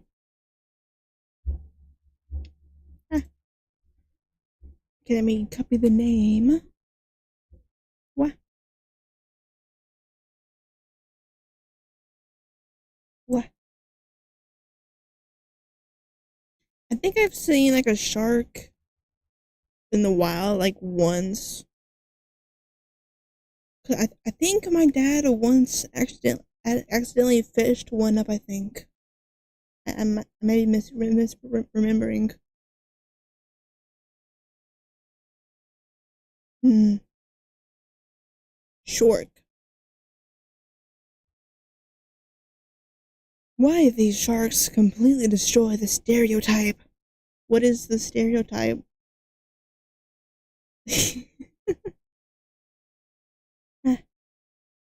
Okay. I am halfway through my delicious flavored water.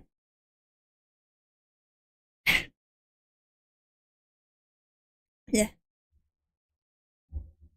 The taste is getting too strong.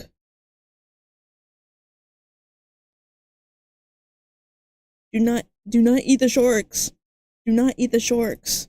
They actually they are edible. Are they? I know there's like shark fin soup. But do you actually eat the shark fin in that? I think it's just for like a texture thing, isn't it? Or like flavor, but I don't think you actually eat them, do you? I don't know. Don't eat the sharks. No, no, no. Bad. Bad, bad, bad. Okay. Let me do my intro. What's up, YouTube? My name is Mistic, and today I am watching a video by... Why did my brain just blink? Yeah. Okay. So what is the point of it then? Is it like a texture thing? Cause I've heard stuff about shark fin soup or whatever, but I don't think it's probably that good. I don't know how it would be good. I don't imagine a strong taste from whatever sea creatures have, whatever they're made of. Starts with like a C, I think, maybe. I don't imagine that's tasting good. It's just another proof that rich people have no taste buds. They don't know what a good taste is. Okay. Casual Geographic. Don't blink, Mistic. What's up, YouTube? My name is Mistic, and today you're watching. Fuck.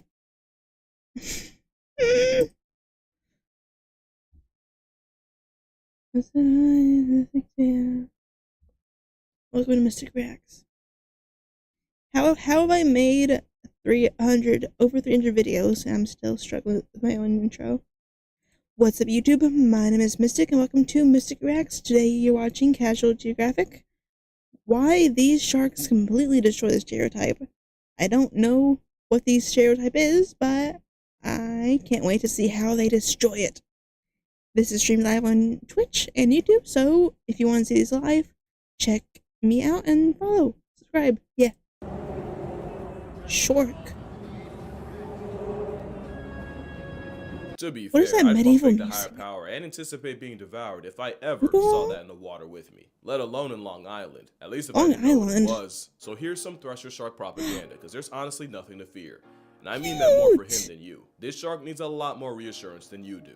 The thresher shark has been out here threshing for over 50 million years, and they spend all of it looking like they really need an adult. For some social anxiety with gills, you will get a literal baby shark. They're physically designed to be passive. Thresher sharks can't throw hands, because they don't have any. But if they did, they just twiddle their thumbs behind their back. They look like their entire existence is a jump scare. It's because the big eyes help when grocery shopping where the sun barely shines part-time. They have the same tapetum lucidum layer that cats have, which reflects light back into the retina and gives sharks night vision. Perfect for snatching prey out the dark like the Reaper. The big eye thresher took that trait and pushed the slider all the way to the edge. Because yeah, there's actually 3 species of shark under the thresher shark umbrella. The common thresher, the pelagic thresher, and the big eye. Their tail is so which long. is a baby Looney Tunes version of the concept, with eyes rotated and angled toward the top of the head so the big eye can see directly above it. Those eyes are a cheat code when playing hide and seek with the things they eat. They're also the caricature of every bystander at Target watching someone's child throw a tantrum. Silent judgment, but crippling in action.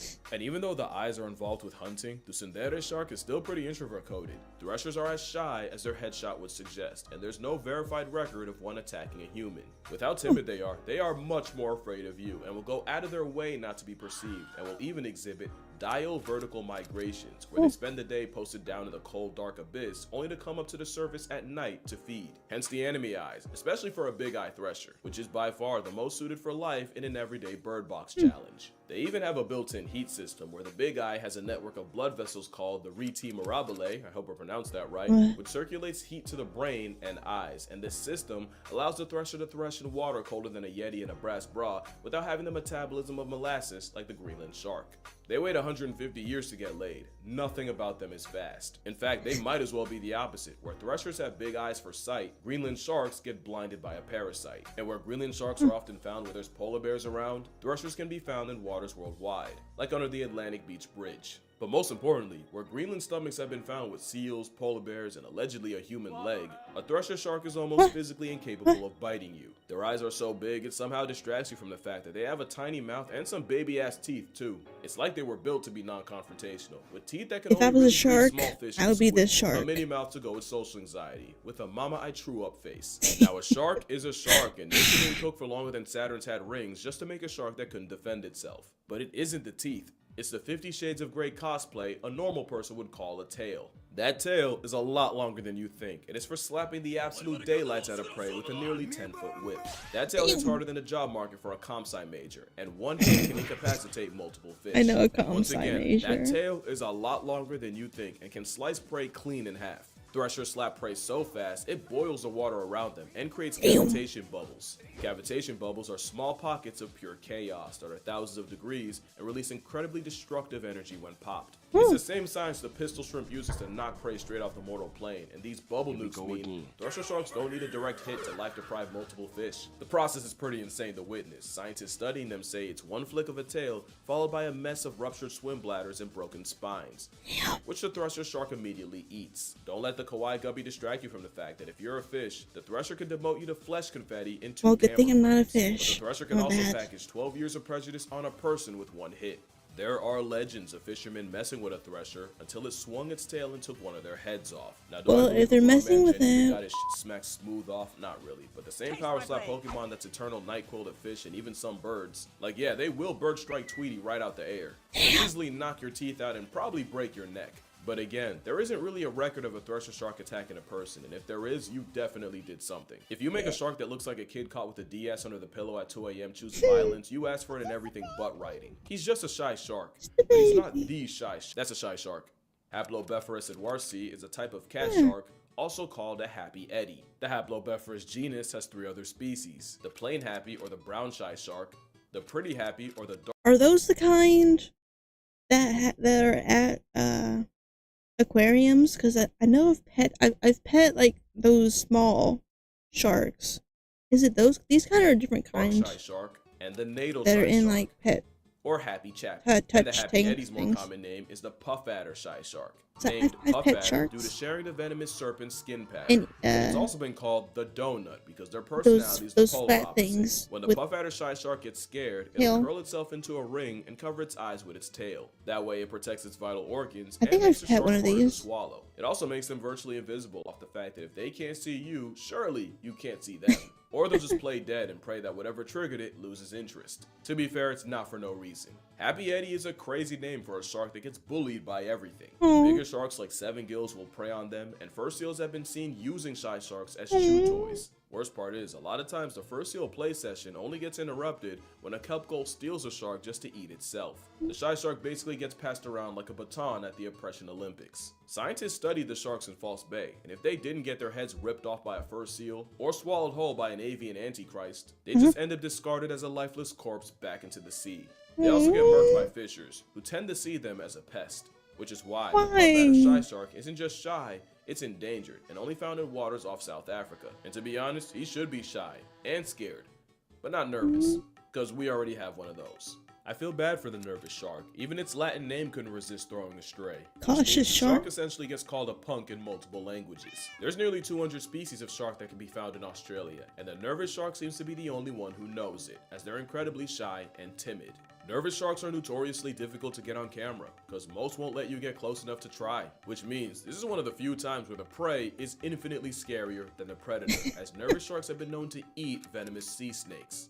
That same shark requires the mannequin challenge just to be perceived, because any small movement or even the click from a camera sends them swimming off into the abyss. It's actually not uncommon to see them in a group, or a shiver as it's called, but let one lay an eye on you, the whole shoal will go ocean incognito. And with all they do to social distance from us, it makes sense that almost every picture of them taken was against their will. So imagine what it's like to be a blue shark.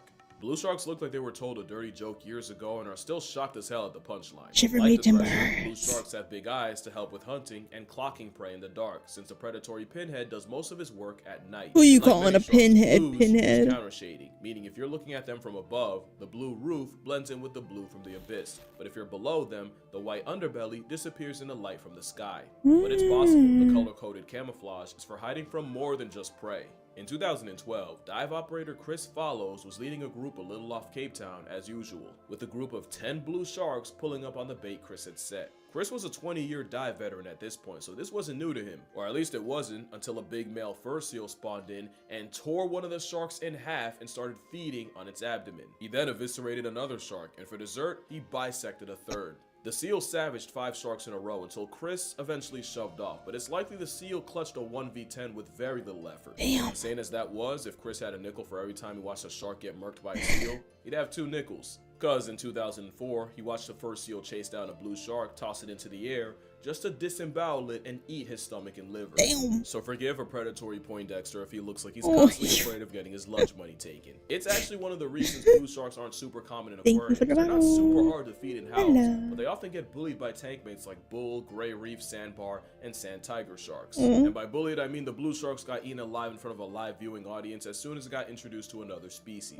That, and they have the habit of brushing against tank walls until they rub their skin raw and die of an infection. Who would have thought that a shark that can travel thousands of miles in a year essentially self-destructs in a fishbowl? But they're not as neurotic as a nervous shark. They've been nicknamed blue dogs for apparently having the personality of a puppy. The same fish that would get shoved into a locker at shark school is inquisitive and will investigate human divers, where they'll bump you and prod you, but not like in a predatory, intimidating way, but the way a toddler might try to get your attention while you're on the phone. Now, I don't want to do the whole sea puppy thing because a blue shark will bite the goodwill out of you, but mostly in the same way a squirrel bit me as a kid, mostly by accident and largely by my own actions. In their defense, there have been 13 reported blue shark bites on humans in history, with 4 deaths. On the other side, the blue shark is the most heavily fished shark, with up to over 80% of the sharks dying as bycatch being blue sharks, meaning millions of these sharks get murked by people a year, and most of them are just a casualty. Clearly, the blue shark can't catch a break, which might be why they have to personally screen any human in their area. But if you're looking to get in the water with sharks for the first time, you can't really go wrong with a pretty blue. And not just because they're as close to harmless as a torpedo with teeth can get, because you're almost guaranteed to get a picture like this, or this. Maybe even this, or maybe, or my, oh my. What the fuck is that? What am I looking at? Who in the fuck? Oh, that's George. The Port Jackson shark is named after Port Jackson in Sydney Harbor, and that was named after Sir George Jackson. The Port Jackson shark is a harmless cinnamon roll of a predator, unless you're looking at it from the front. They don't look harmless because their dorsal spines are believed to be venomous. Though if you have the heart to step on a shark, you deserve the consequences. Especially because there's not really a case of a Port Jackson attacking a human, and I say not really because of what went down in 2011, which wasn't really an attack more than the Port Jackson clamping its mouth around a Victoria man's leg. But it wasn't hard enough to draw blood, and the man was still able to swim away with the shark attached, so it was more like the shark version of an ankle bite, I mean a child hugging your leg. That is the closest a literal cuttlefish gets to violence. They don't even bite in the traditional sense. PJ sharks have smaller, pointed teeth in the front for things like small fish, and flatter teeth in the back to crush mollusks. And you can actually I tell don't the wanna age of look a at- shark based on the type of teeth you find more of in their mouth. They also have some of the weirdest eggs I've ever seen. I know that kind of came out of nowhere, but I didn't know how to transition to the topic. to and I know, could good not to let this know. slide. It looks I like a will screw, 'cause not that's exactly underestimate what buggers do. rodents. They'll screw the egg into rocks, coral, or any crevice so it doesn't get dislodged later. Unfortunately, that doesn't stop other fish or even other Port Jacksons from uncovering the eggs and slurping the egg yolk out like an amniotic go-gurt. But the main reason I'm bringing George up is because Yuck. they're so cute it actually makes me angry. I guess that's just cuteness aggression. I wouldn't aggressively say wanna cute's protect the this shark word. at all costs. Now again, I don't want to push the sea puppy thing because I believe that could be just as bad for sharks as demonizing them. But the PJ makes that real difficult with the fact that they can form genuine bonds with people. Rick Anderson is an Australian diving instructor who's been in a nearly decade-long relationship with a shark. Rick met her as a 6-inch freshly hatched Port Jackson pup while leading a diving class. According to him, he just wanted to show his students how friendly the sharks could be and coaxed one of them onto his hand so he could give her a pet. In return, the shark showed Rick just how committed a she shark can be, as she'd be attached to him ever since. Damn. Even as a 6-foot adult, she'd actively ignore and swim past other divers just to get her cuddle time with Rick. And no, he never fed her, he never even gave her a name yet, like a homing pigeon. If he was in the water, she'd find him.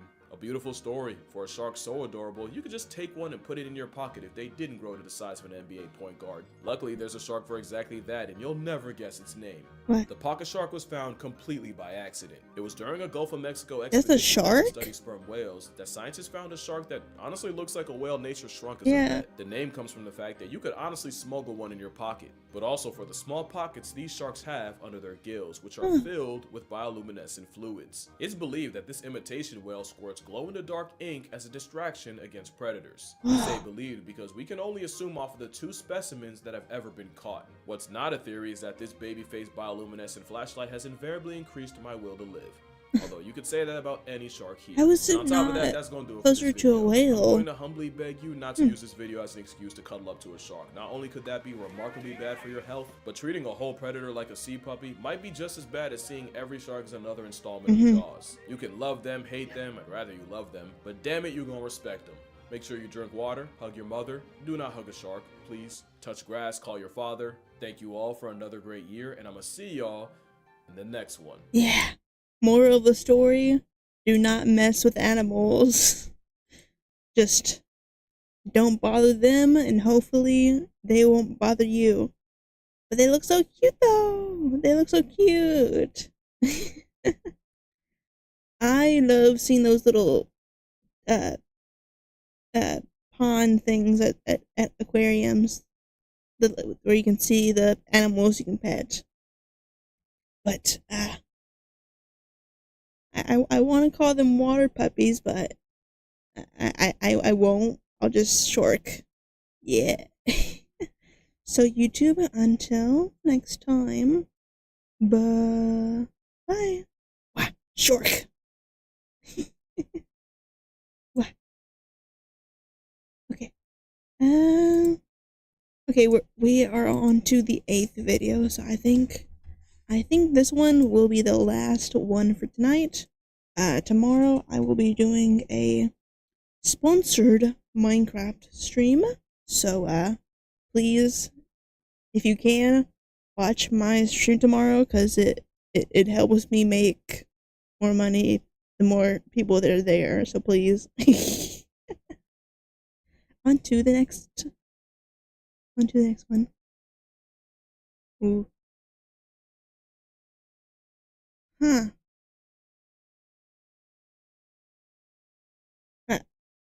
I don't.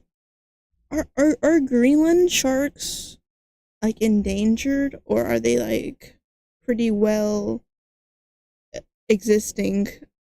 Cause I would feel like a shark with that long of a waiting period might not have the best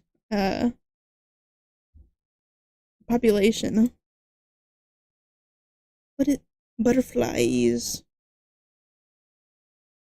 Yeah, I don't understand delicacy stuff or ferment. Okay, y'all gotta see what the fuck this what the fuck is that? What the fuck is that?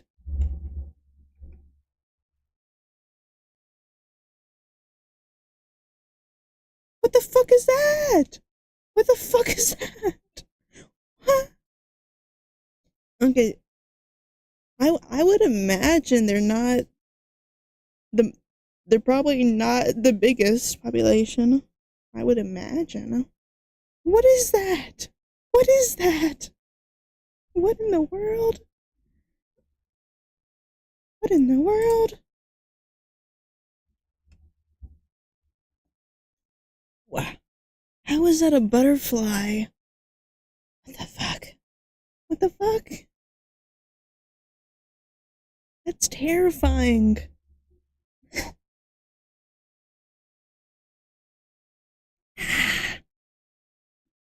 Drink.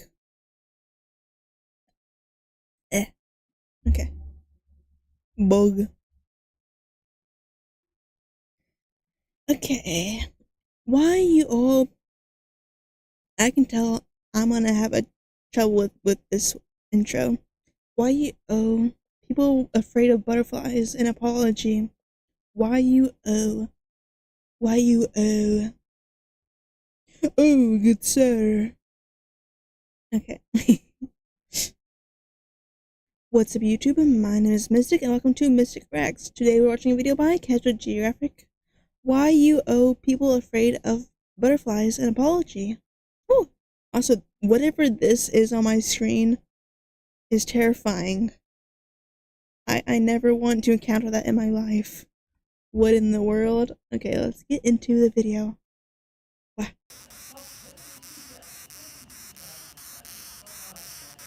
Plenty of animals have pretty privilege, and no other animal has ridden that train further than a gutterfly. I did not misspeak. This halo-effect insect is an abomination with wings. I also drink the tears of today. Corpse still warm. Things. Last thing you might see is a bloodthirsty butterfly swarm. Many butterflies drink blood, among other things. Yeah. Butterflies will do this thing called mud puddling. I know that, thanks to Kiosk Game. When I was younger, I had like a... I don't know where I got it, but I had like a framed butterfly wings. I don't know what happened to it. I no longer have it.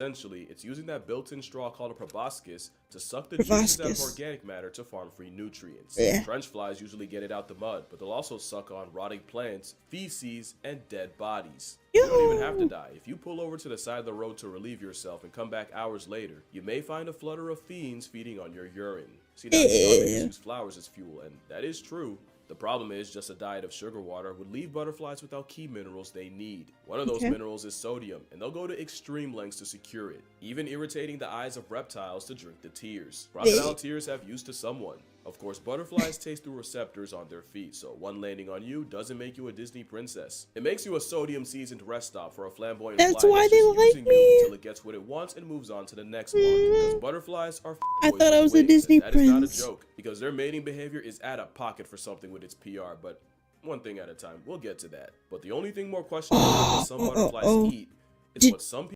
Did y'all ever see those, like,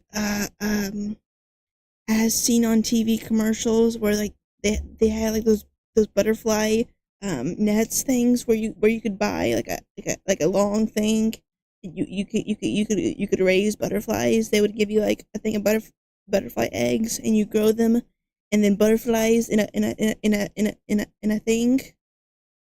I wanted those so bad. I wanted one of those so bad.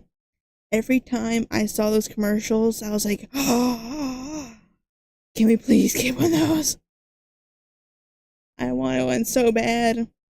Probably very inhumane, but I wanted one of those things so bad.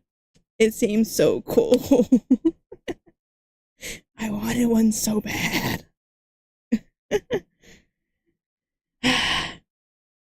That company is probably no longer existing, but man, my childhood self loved those commercials. I think one of my schools like showed us them once. I think maybe I wanted it so bad. people will do to find them. The Purple Emperor is a beautiful, Ooh. ethereal muse to any entomophile. It's also a death merchant that avoids flowers, instead preferring rotting animal flesh. Oh, Piddlebat. That hasn't stopped folks from seeking out this corpse. I had one of those. I loved it so much. I think I had a ladybug one, I think. And a bear, panda bear one, I think. I don't remember. I think it was ladybug, maybe. I loved that one. Hello, Here are some of the things people have used to attract them: rotting fish, fermented shrimp paste, stinking bishop cheese, dog poop, roadkill, very used diapers, and in one case, I no longer the have trailer it, of but Big yeah. Bang. But according to longtime enthusiasts, one of the biggest turn-ons for a Purple Emperor is urine-soaked fox poop. I don't think that's a coincidence, because not only are butterflies fine to mine for liquid gold, science says they might prefer the pee of carnivores, specifically mountain lions, to that of humans or cows. When you say they prefer cougar pee, we're talking about in more ways than just cloudy with a chance of storming Daniels. But butterflies are opportunists that'll take them from anywhere, and Russian experiments have shown that vampire moths, yeah, them's a thing, are able to use hook-shaped tongues to drill through human skin and feed on the blood. But that was just an experiment. To you watching this, a vampire moth is no risk that we know of. That being said, butterflies are not what you think they are, and the more you learn about them, the more you understand why SpongeBob turned his town into an Avengers end credit after I love that experiencing his episode. shot once. I used to live on most of them SpongeBob as a crashed out over kid. was actually a horsefly. Probably because they knew an actual butterfly would have ruined the animal for an entire generation. Because like I said, no animal has had better PR than a mosquito in drag. In fact, even their name might be a cover-up. A popular theory is that their original name was actually Flutterby, and the global game of telephone ended predictably. It's much more likely that it came from the Dutch word butterscheiter, or butter. Apparently a butterfly bowel movement looks like a brick of butter. It's not 100% confirmed, but believing otherwise goes against my narrative, so I'm gonna disregard it. Insane intro aside, what is it that makes a butterfly? Because I wasn't kidding. If you're like me, butterflies are not what you think. Like on a scientific level. Lepidoptera represents the order of flying insects. Oh, I love that one. They're so cute. Basically moths and anything that looks like a moth. Butterflies are a relatively small superfamily that's less than 10% of the Lepidoptera party, with a small contribution of at most 20,000 species. Everything else is a moth. They go to war, moths clear. There are also skippers, which are technically butterflies, but were such an out-of-character butterfly that science thought it was its own thing. Long story short, it's a butterfly that heavily borrows from the moth's playbook, especially when it comes to flying. Which gets straight up confusing when you realize there's an animal called a moth butterfly that skippers have nothing to do with. But basically, American moth butterflies are that weird, only ever see during the holidays type of family of butterfly that were so weird and mothy, it kept them from the butterfly function until recently. Boring high school sciencey stuff aside, it's a moth's world. Butterflies are just a small part of it. I say that because there will be mentions of moths in this video, and I just know I'd get my Lepidoptera pass checked if I didn't make that clear. There's a lot of evolutionary headassery going on with moths, and I'm not about to leave it out on a technicality. So yeah, butterflies are not what you think, even in an artistic sense. That butterfly's dead. If I ask you all to draw a butterfly, chances are 95% of you would draw this. No. And you would be illustrating a corpse. For some reason, butterflies are often drawn the same way dead ones are pinned and displayed by those who collect them. He basically did a blobfish to the butterfly and immortalized their death pose. A butterfly might hit this pose at some point in its natural life, had but most times a butterfly one of looking like those this is framed. I think it was that specific kind. It was either that orange one or a blue one. I forget. But I had one. Because I think I found one dead on the ground. And for some reason my family turned it into a frame. isn't, but it was. My condolences to anyone watching this and realizing they have a dead winger tattooed on them. So while we did do butterflies dirty there, butterflies don't need help doing that themselves with the things they eat, and that really starts as caterpillars. As you know, butterflies have many forms, and the caterpillar's job is to eat as much as physically possible. Caterpillars have the type of greed they warn you about in the Bible. No other animal reaches such biblical levels of gluttony. Hungry A caterpillar. can eat 200 times its birth weight in the first 2 weeks, which can become 1,000 times its weight in only 2 months. Now those numbers probably don't hit as Why it hard look as the like North a- American silk moth. No animal alive eats more relative to body size than a marauding moth, which will eat 86,000 That times one its looks body weight in cool. less than 2 months of So life. cool. To keep that same pace, your 7-pound baby would have to starve 273 metric tons of mass or 601,861 pounds worth of Similac. Pot of greed. Caterpillars eating constantly does have a consequence, and is them being in a perpetual state of dropping bombs. The scientific name for caterpillar waste is frass, and these hedonists pile on the frass by the metric hecton. If you live in the area code of the gypsy moth, then you've likely woken up to the sound of heavy rain with no water, because it was actually the sound of caterpillars mass flooding folks with frass from above. To be fair, you get all your lifetime bathroom visits out the way in only a few weeks. In that time, the toilet would never not be attached to your cheeks. But another consequence of caterpillars unloading enough bricks to rebuild the city of Gotham, or Newark, is predators like wasps will track them down by following the brown brick road. I hate wasps Many so caterpillars can ballistically launch their own fecal matter like a cannonball. The skipper caterpillar can shot put its own product up to 40 times its own body length, which is the equivalent of a man blowing it out the other end over 200 feet. Mind you, the world record for shot put is 77. Caterpillars shoot the shit, but ain't no back talk, and the chances a habitual slinger shoots one into your mouth is low. Science won't let it be zero. But they don't always shoot it. Only because caterpillars will also use their poop to manipulate the very plants they eat. Plants don't just get munched on all day and just take it. They'll produce chemicals to repel plant predators like caterpillars. Not only that, but those chemicals are like a cry for help, where one plant being eaten can warn others with its aromatic alarm bell. Isn't that kind of what caused? At once, and Isn't that what causes peppers and stuff to be like spicy? Because they're trying to keep creatures from eating it.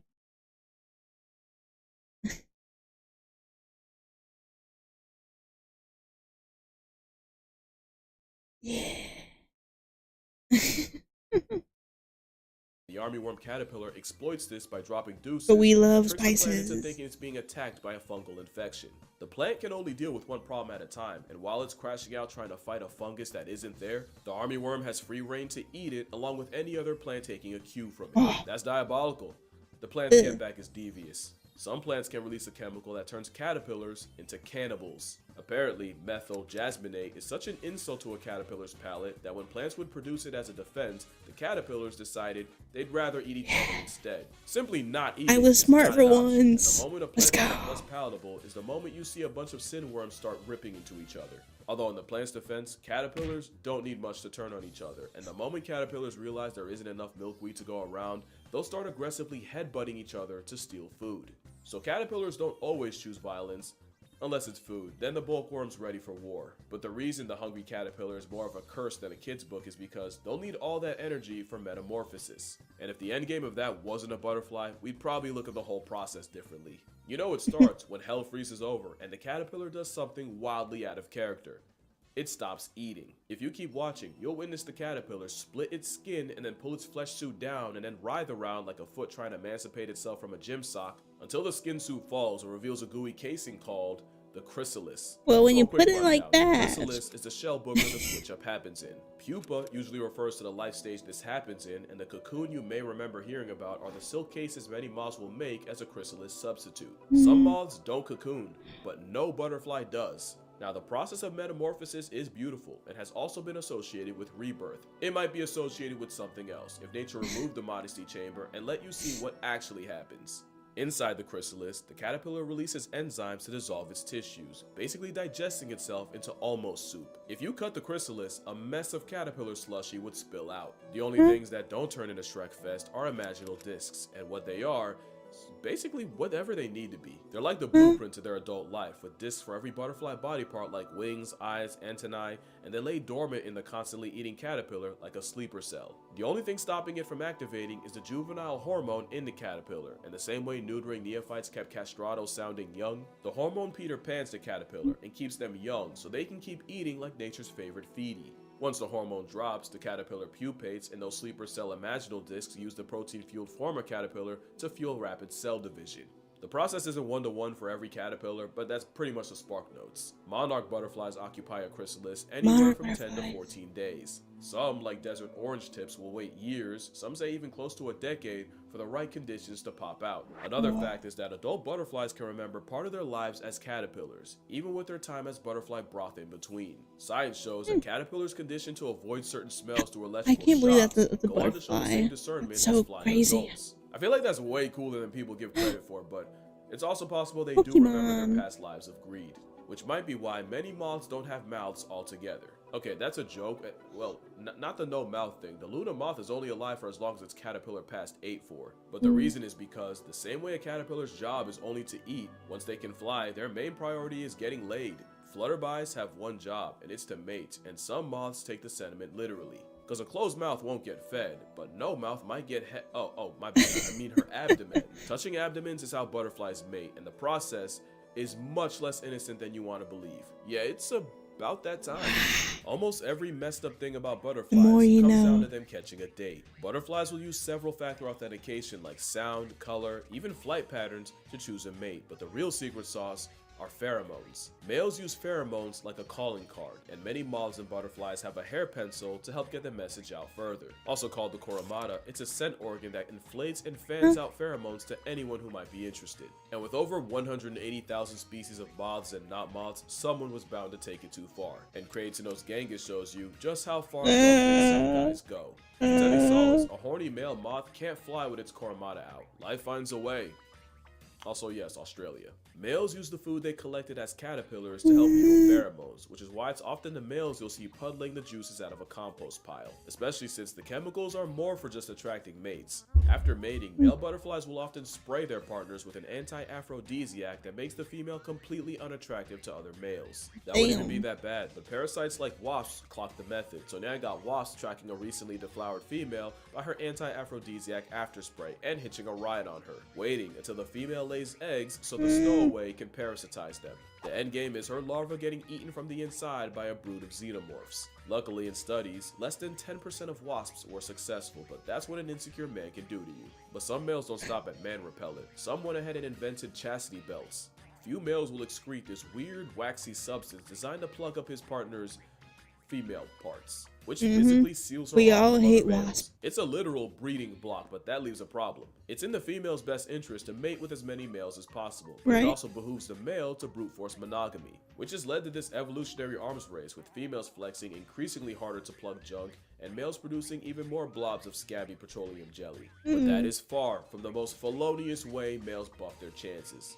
Some people have experienced the rare occurrence of two butterflies in one chrysalis. Really, it's the scene of a crime. Some, like the zebra longwing, won't even wait until the female is fresh out the pupa stage. As the female's getting ready to break out of the chrysalis, a gang of males can swarm her and start fighting for position. The winner then rips into her chrysalis to mate with her while she's still stuck in the stage. There's a term for this.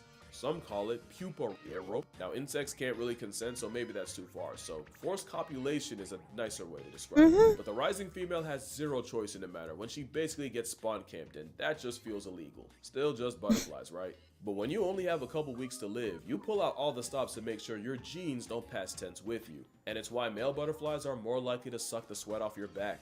Not only do those nutrients help form pheromones, during mating, males will pass off nutrients to the female as a sort of consummation gift that helps the eggs, and in some species, the males will transfer 25% of their body weight in the process, which explains why male butterflies are crackheads when it comes to some mineral, and some males take it so far, science had to invent a whole nother word for what they do. Because in North Sulawesi and Indonesia, milkweed butterflies were seen harassing, scratching, and eventually sucking the juices out of caterpillars. The same claws they use to scratch the sweet out of leaves, they'll use on a caterpillar until their internal essence spills out, and at that point, the butterfly treats its own kind like a juice box, which led to the term kleptopharmacology. Because they're not exactly preying on the pillars, more than just stealing their substance, and a lot of times the caterpillars actually survive. Although knowing that they keep their memories as adults, probably not without PTSD. I think I'd rather die. But yeah, that's gonna do it for this video. If you come away from this video thinking less of butterflies or even hating them, then I failed at my job. I never want to be the reason y'all hate an animal when there isn't an animal alive that I hate. Wasp. There's no cutaway. I meant that. The butterfly didn't ask I me for definitely other hate medicine. animals. Learning more about Some them, animals. them, that is a failure of your own expectations. And to steal a line from friend of the channel, Hank Green, Oh. butterflies aren't here to please us. Their beauty is an accident, and we are merely spectators. Especially when the monarch population is down 99%. That's the scariest thing about them. Also, I want to thank y'all so much for 4 million subscribers. I've said it before, but y'all have changed the trajectory of my life in ways you cannot even begin to imagine. I got a lot more stuff planned, promises to keep. I did not forget the checks my big mouth wrote this year. But for now, as a thank you, I'll be doing a video on whatever the top comment says. Within reason. Within reason. Anyway, been a minute since I said this, but drink water, hug your mother, save the butterflies, fam, and moths too. And I'ma see y'all in the next one. Hell yeah. Well, YouTube, let me know down below what your favorite caterpillar or butterfly is. Yeah.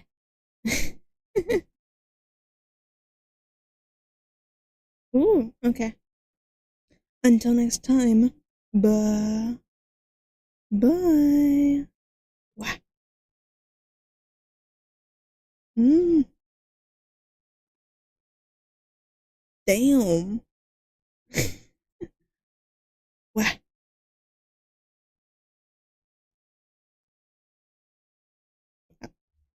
Imagine thinking you're raising your own kind, only to be debated. Wow. I think that will be it for tonight. Ooh.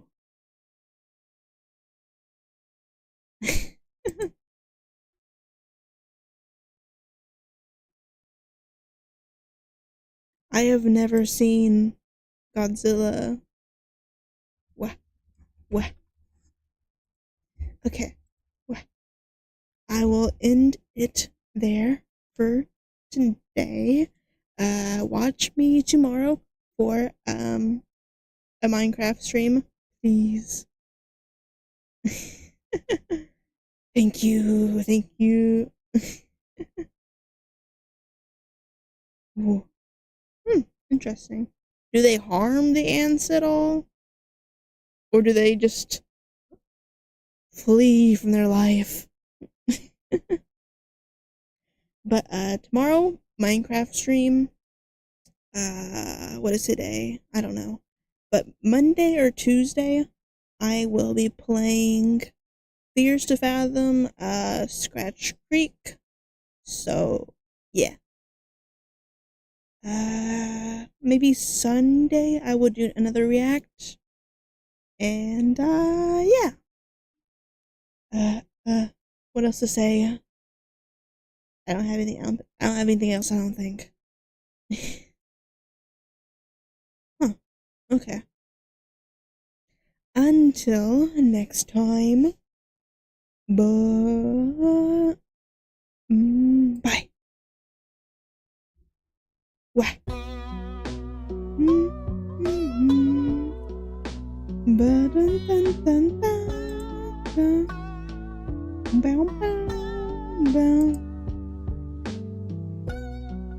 Okay, interesting.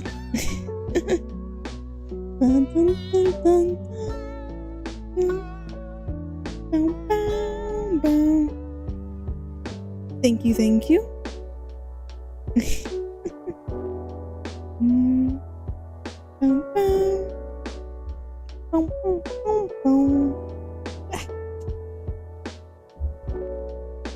I need to turn off my phone fan because it keeps my phone nice and cold. Bum bum bum bum. Bye bye. Bye bye.